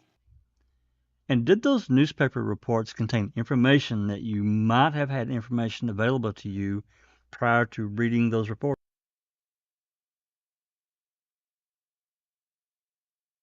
You're Kelly. That's Rhonda. Objection, Oh. hearsay, and vagueness of sorry. the question in the reference to some. No, we're on line What 2. was that? Oh, sorry. Objection, hearsay. I don't recall, but Some of the information that you had when you met with the special agents was information you had read in the newspapers. True? Objection, hearsay, and vagueness of the question in reference to some. yes. And the special agents were talking to you about events that occurred 20 years earlier. Is that right? Yes. And they occurred in what, a 4 or 5 month window of time 20 years earlier? Is that right? Yes. Okay. How many cases a year was the district attorney's office handling in Manitowoc County in 1985, approximately? Oh, I'd be guessing. I don't know. Maybe 800 or 900 misdemeanors and 200 and some felonies a year. That would keep the staff that you had fairly occupied Yes. in 1985. Were you trained in criminal investigation? No. Was it your job to become involved in any sort of evaluation of criminal investigation for prosecution purposes? No. Did you ever read the complete investigatory file in the Penny Berenson case? No. Was it your job to read that file? No. Did you ever discuss the facts of the case with any of the witnesses involved in the Penny Berenson assault case? No. Did you know Penny Berenson? Yes. Did you ever talk to her personally about what she observed? No. Did you ever talk to her about the certainty with which she identified Mr. Avery? No. The discussions that you had with Brenda Petersen, were those part of your job duties? No. The discussions you had with Miss Mertens, were those part of your job duties? No. Now, you talked about information that you had about Mr. Allen from prior contacts with the district attorney's office. Is that right? Is that correct? Yes. Was that the source of your information about Mr. Allen? Yes. So you didn't go out and interview police officers or anything like that to gather additional information about Mr. Allen back in 1985. Is that true? That's true. Okay. Did you talk to any police officers or deputies about Mr. Allen's criminal history at any time up and through 1985? No. So whatever information you would have gleaned, you would have picked up from the complaints and papers that you may have had handled in the district attorney's office. Yes. Tell me what misdemeanors or felonies involving Gregory Allen were handled up and through July of 85 by the Manitowoc County District Attorney's Office. I don't recall all of them. I vaguely remember. I think disorderly conduct and maybe some kind of stalking or window peeping kind of thing. Okay. I don't recall all of them. Okay. Well, was there any violence involved in the window peeping? I think it was with women, like looking at women in their windows. Through a window? Yeah. So it was window peeping. Yeah.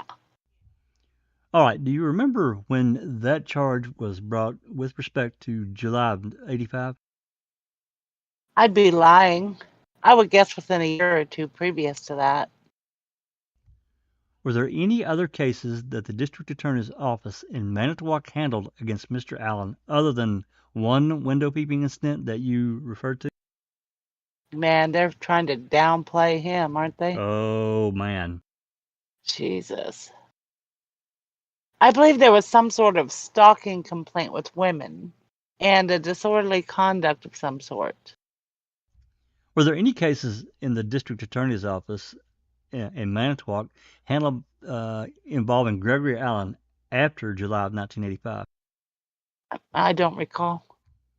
So as you sit here, you have no recall of any cases involving Gregory Allen that the district attorney's office handled in Manitowoc after July of 1985.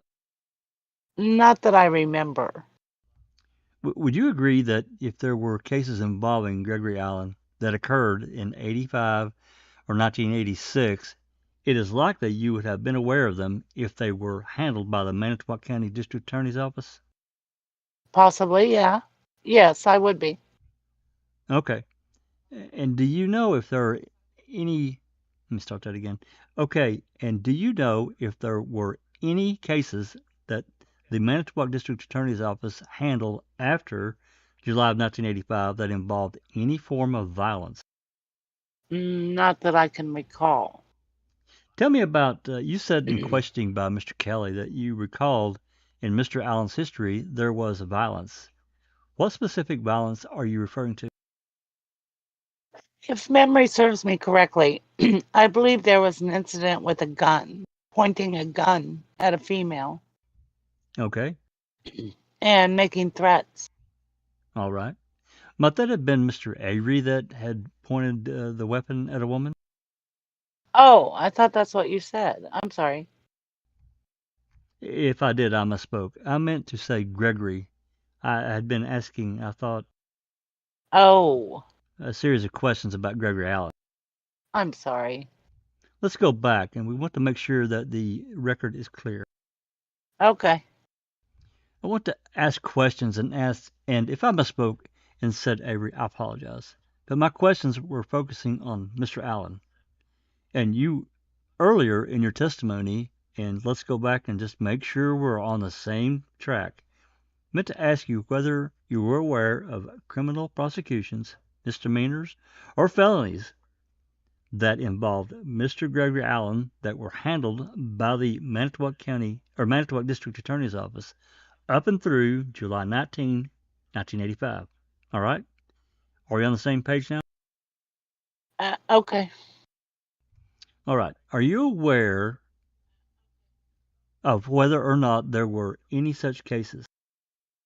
With violence, not that I can recall.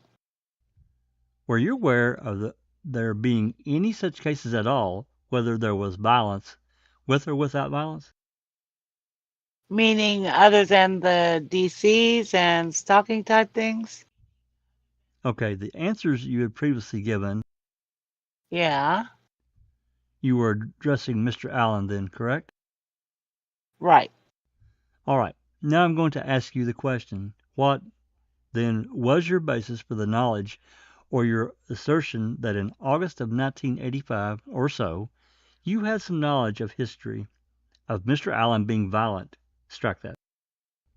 I thought you had testified earlier that one thing that you had considered was that you thought Mr. Gregory Allen had a history of violence at the time you thought he might be the perpetrator. Do you remember that? Not really, no. Okay, well, as you sit here today, are you aware of any information that you had up and through the time of the trial that indicated that Gregory Allen was violent? Do you mean from any source? Well, Any information she had from any source, including Brenda Petersen talking with her, for example? I thought my question was clear, but let me rephrase it. My understanding is that the information you obtained about Gregory Allen up and through the time of Mr. Avery's trial was from his prior contacts with the district attorney's office, correct? Yes. All right.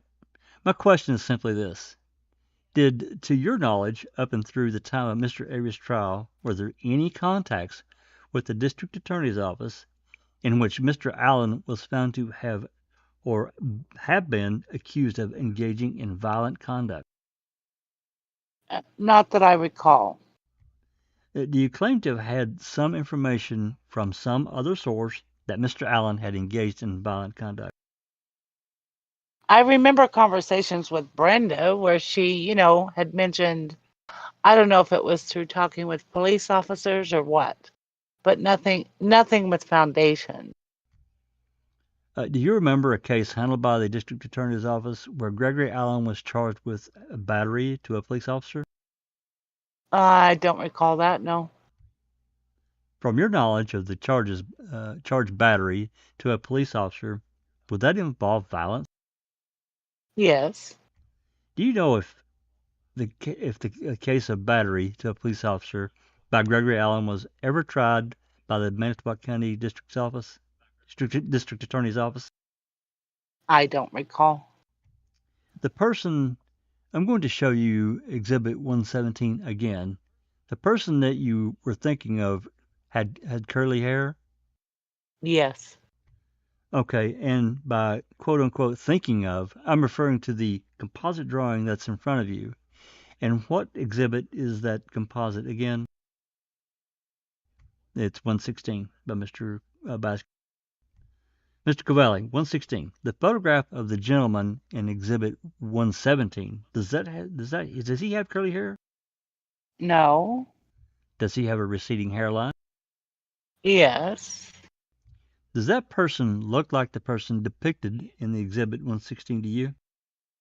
No. Okay. Did the name of Alan Pinke ever come up at all during the Penny Bearston assault case? Not that I recall. Was there any investigation made as to his whereabouts at the time of the assault of Penny Bearston? Not to my knowledge. To your knowledge, were any other persons looked at and determined to have alibis at the time of the Penny Bearston assault? Not to my knowledge. When you saw this person that you thought was Gregory Allen come to the district attorney's office, this person apparently was involved in some sort of inappropriate sexual activity. Is that correct? Yes. All right. In 1985, how many different people were charged with that type of activity? I don't recall. Okay, more than a handful? I don't know. Could be a dozen, I suppose. All right, that type of activity, although we would all like to believe doesn't occur, happens with some regularity you've observed through your work. Is that true? Yes. And it involves a number of different people. Is that right? Yes. Okay. And this person that was there at the counter that you saw, did that person have an attorney standing by their side? I believe he was there by himself. Would that be normal for a defendant to be there by himself without an attorney to meet with the district attorney when there was some sort of sexual charges being brought? Sometimes they do come up on their own, and I don't recall if there was an actual meeting set. I'm thinking he was at the counter for asking a question or something of that nature. As you sit here today, do you know whether or not Gregory Allen had any case pending against him for the year and a half before July 29th, 1985? I don't remember. Who did this person that you thought was Gregory Allen see on that one occasion that you believe he was in the district attorney's office? I don't recall. He wasn't there to see you. No. You didn't speak to him. No. Your observation of this person was how long? Probably 2 minutes or less. How many folks on average are coming in, and by quote unquote folks, I mean persons that are being charged with some sort of offense, or other people that just come to the district attorney's office that don't work there, would in a typical week come into the district attorney's office? At that time, In 1985, yes. 30, maybe. Was it Brenda Petersen's practice every time someone came to the counter to go to you and tell you who that person's business was? No. Did you ever see any documents indicating that Gregory Allen was on the probation in July of 1985? No. Based on, well, strike that. Did you attend any part of the trial? No. Did you learn about the verdict? Yes. shortly after the verdict? Yes, Brenda told us. Okay. And your information about what occurred at the trial was that Brenda Petersen relayed to you. Correct. Did she sit through the whole trial? I think the majority of it. Okay. She didn't have duties to get witnesses and deal with that. Oh, you mean actually, yeah, in and out of the courtroom. Yes. Was it your understanding that the jury's verdict was unanimous? I don't recall. Was your understanding, based on your knowledge of the trials, that the jury heard all the evidence from all the witnesses that were presented at the time of the trial? I'm going to object to that. There's no foundation for that. Yes, as far as I know. Okay, did you hear any of the witnesses' testimony? No. Do you know what Alan Penke looks like? No. Mr. Cavelli, that's all I have. Thank you.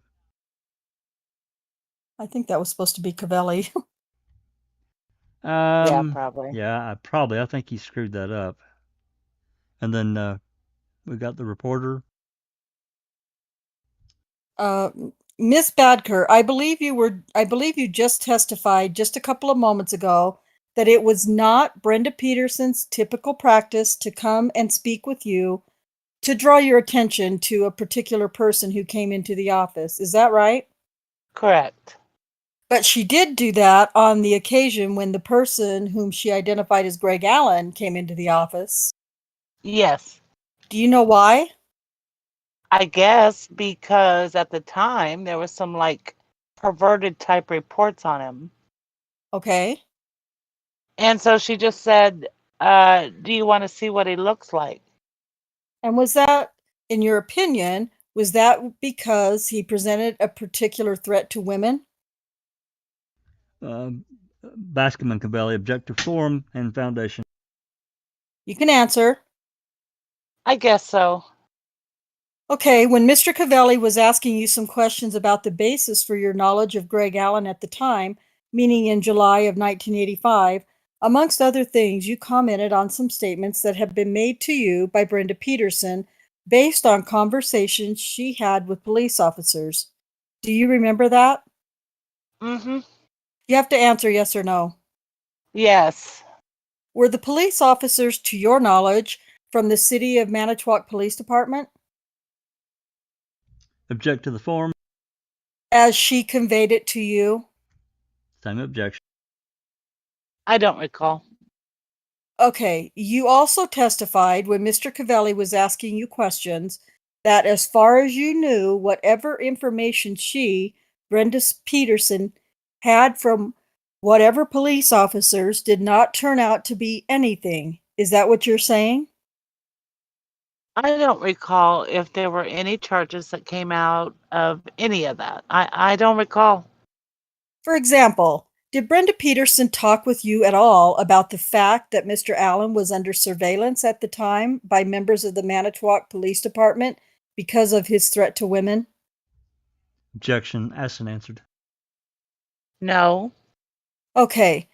Did she talk with you at all about a sexual assault that Mr. Allen was being investigated for on a young woman that took place just in the middle of July of 1985?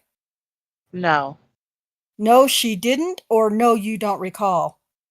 No, she didn't talk to me about it. Okay. You're aware, aren't you, that there can be many instances where a person who is prosecuted for something like being a peeping Tom or stalking women may be getting prosecuted for something less than the totality of that person's behavior. Objection. Is that right? Lack of foundation, insufficient, Yes. hypothetical. Meaning that the district attorney may choose to proceed with something that looks like it's a much stronger case, even though there may be police information about the person that goes well beyond that particular case. Object to the form. Yes. Okay. So, for example, it's possible in your experience working in the district attorney's office that a man who is accused of being and prosecuted for being a peeping Tom for stalking women could also be a person who is dangerous to women in the terms of sexual violence. Object to the form of the question.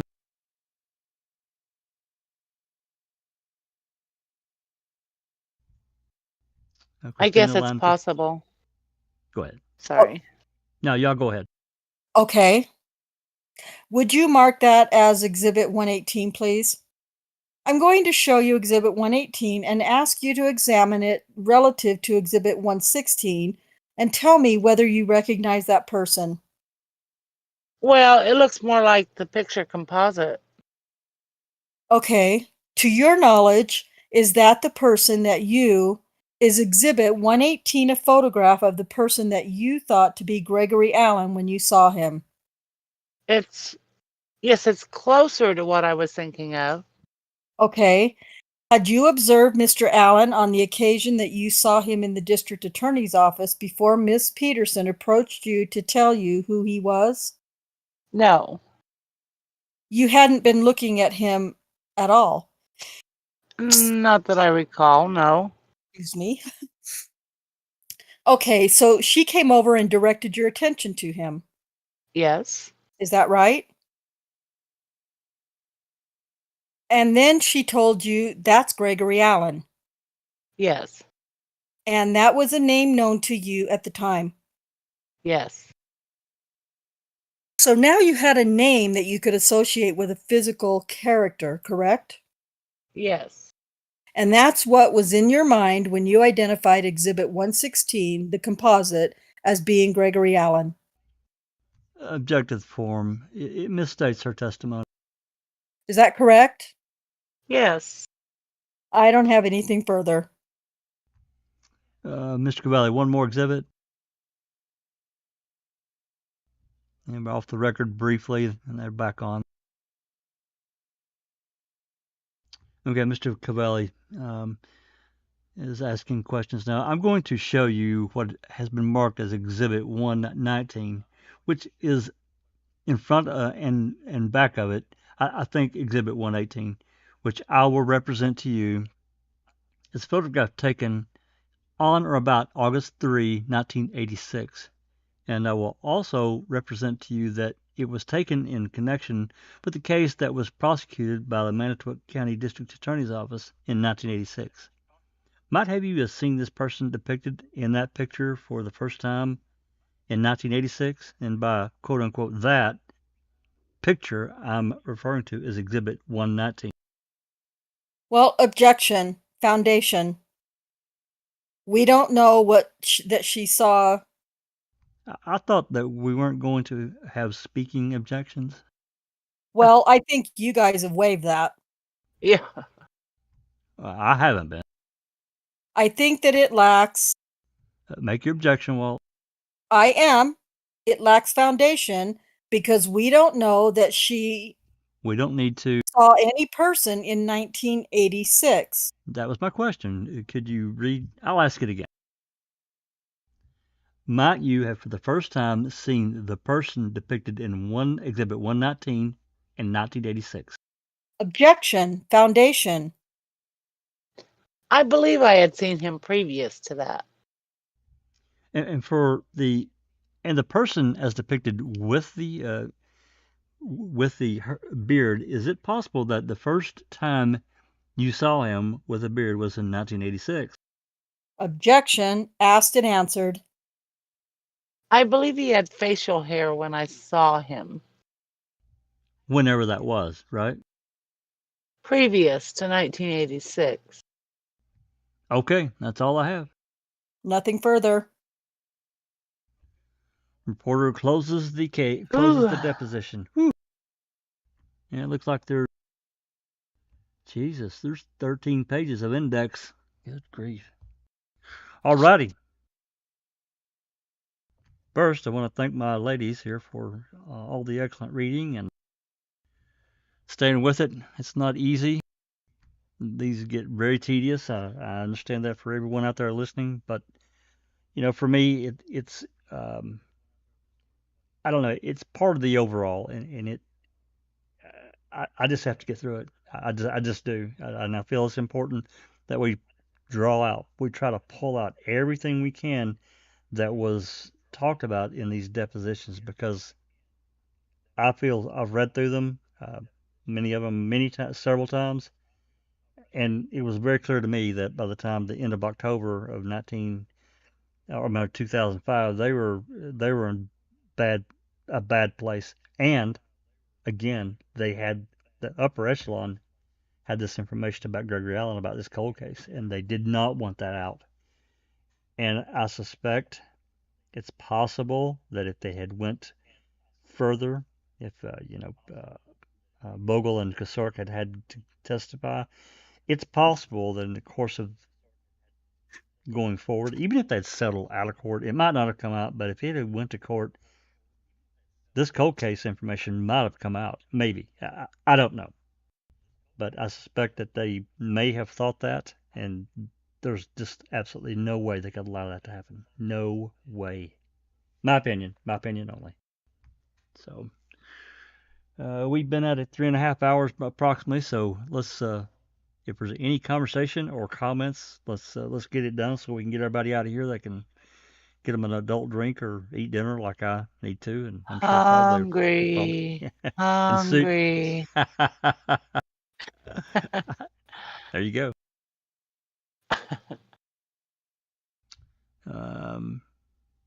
We might have lost Alice. She might be snoring. Yeah, possibly. That's all right. It's late as hell. It's probably 3 o'clock for her or after. Oh, poor thing. Yeah, she's a trooper, I tell you. I'm just trying to look through here.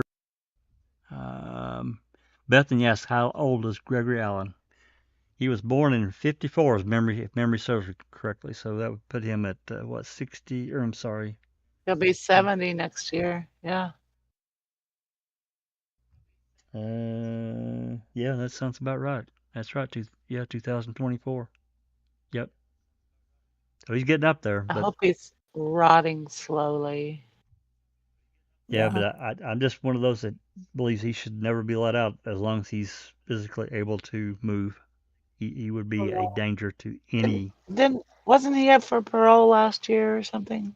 Yeah, Not that long ago. I think he'd been up for parole I think he'd been up for parole a couple of times, and they've denied it. He should never be released back into society. That guy's hell no. No, he's talk about evil incarnate. And we don't even have a clue how many women he has terrorized. Yeah. Yep. James Crane says, did they use Brendan Dassey technique on Penny Bernstein? Well, maybe a little bit. I'm trying to find any other questions. Hangry. That's the word. Damn it. Me too. I've got baked chicken and I don't know what else waiting for. I have pizza. Well, I have roast pork. If your daughter made that pizza, I'm gonna guess it's gonna be delicious. No, she didn't. Oh, but she does make excellent pizza, French bread pizza. It could still be if it's a takeout pizza, it still could be really delicious. So. Oh yes. Depending. I don't know if Alan's parole hearings are public or not. Do you know, Christina? I think Christina's asleep too. I was, but I woke back up and she heard Alan's name. Yeah. We have some records of incidents he had while incarcerated, but I don't think we have any of the parole stuff. But it would be very interesting, besides his attempt to get parole. We don't have. Was he sentenced to life with parole? He was sentenced to 60 years, I believe.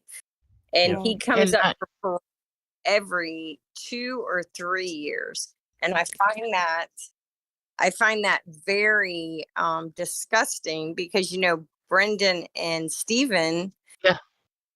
yeah, they've yet to come up for parole, but Gregory Allen comes up for parole all the time. Well, it's based on what charges you got or convicted of. That determines when you're eligible for parole. I know that's how Wisconsin and many other states, that's how their laws are written. Depends on the charge.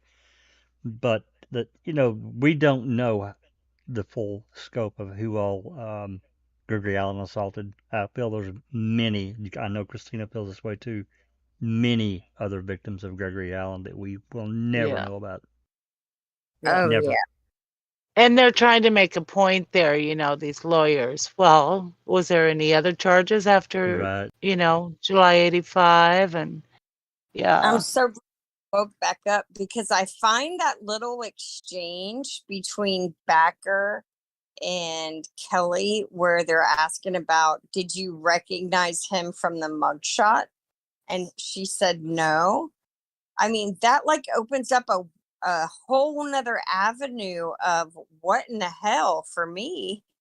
Because Well, it was a way different. He looked way different. He had a receding hairline and straight hair. I yeah, mean, I don't know. I just find it interesting that the mugshot didn't scream Gregory Allen. What screamed Gregory Allen was the crime. So, is there some other guy running around Manitowoc County who was committing crimes and they were saying Gregory Allen? I mean, you just with the kind of sheriff's department running that town, you can't know anything for certain except everything is screwed up, right? Well, that's what I think, and I think people that, they're going about doing their job in the DA's office and seeing, Kasork, the sheriff, so heavily involved in this case, and Vogel. It's clear to me just from reading this deposition and others that they noticed a difference too. That's part of what it tells me. But what really stuck out to her was his curly hair, that's right. Gregory Allen's. That's right. It didn't sound like she really noticed much more about him than the curly hair. That's right. And it looks so much like the hair in the sketch. That's exactly right.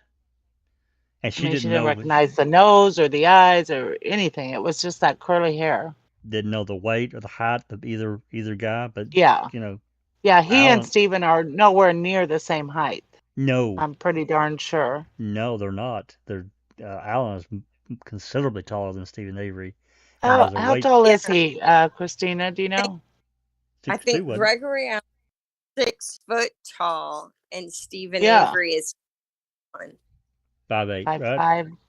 No, he's shorter than that. 5'6", 5'6". Avery is 5'4". 5'4". No, Mark said Yeah. 5'4". yeah, Yeah, I think Mark you're right. had not said like 5'4". Yeah. So That's 5'4" that's a lot. That's 8 inches. That's a lot, And Dr. Silkman Yeah. says in clean hands. That's what she said. right? Big deal. A huge Absolutely. deal. It is because, Yep. they were, those guys worked on the salvage yard, the greasy hands working on cars. And you couldn't, Oh, that's his because nails are black, I'm sure. well, Underneath his yeah, fingernails it were stain, just black. yeah, stains their skin. That shit won't come off. I'm telling you, Yeah. that's true. It's fact. I've Oh, experienced. heck yeah. I know many mechanics. Yep. So, alrighty. I'm Dreamscape's gonna. saying Alan is 5'10", but that's still 6 inches. That's a lot. Really, I really thought he was taller than that. Okay, I well, think he's, but you can't really, because here's how it works, right? Anyone who's had an interaction with the police, they ask you your height. When you go to get your driver's license, they ask you your height. And the only time you ever get officially measured is when you get processed in to go to prison. yeah. So, Yeah. Just have you stand beside the scale.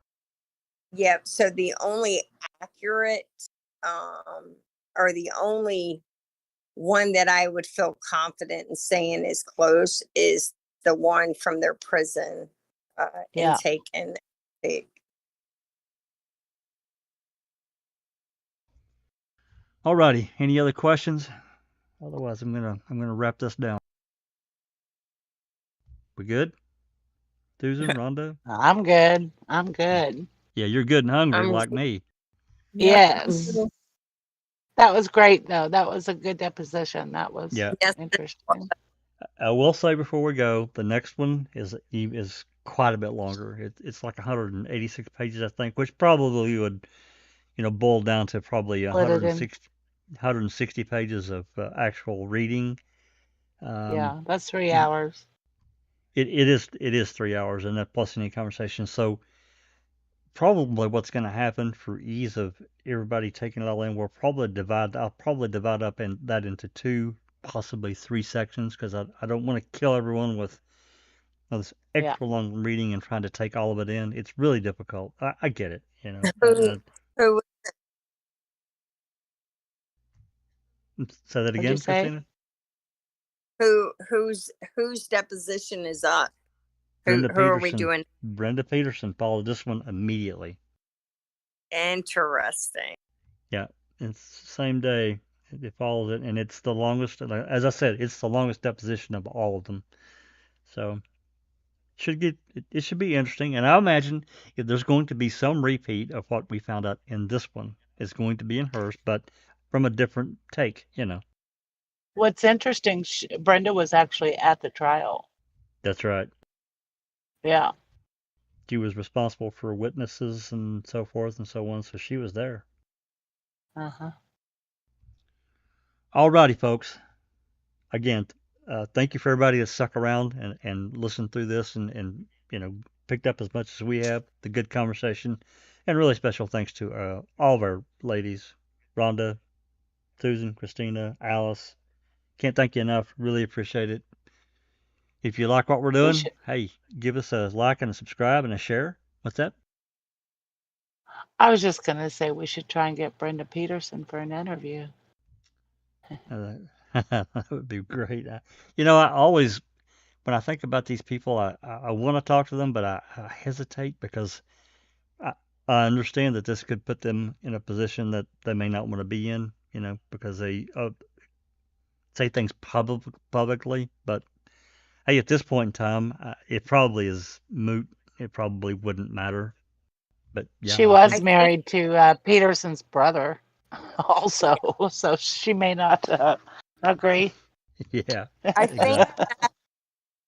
think that the only way we would ever have the opportunity to have them speak freely would be a cold call, knock on the door, and introduce ourselves, promise we wouldn't use their name, and secretly record the conversation. Yeah, and I wouldn't do that. I just couldn't do that. I couldn't. But I'm too far away. I can't just drive there in 2 hours. I'm not that far, and I just couldn't do it. Yeah. Yeah. All right. Anyway, I'm gonna get us out of here. Yeah. Yes. Probably for next open mic, we're gonna go back to the calls. I'm gonna give us a break for a couple of open mics, get back to the calls, and then we'll pick this back up here. I don't know. We'll see. We'll see how it goes. So with that said, thanks again, everyone. And this has been a Foul Play production.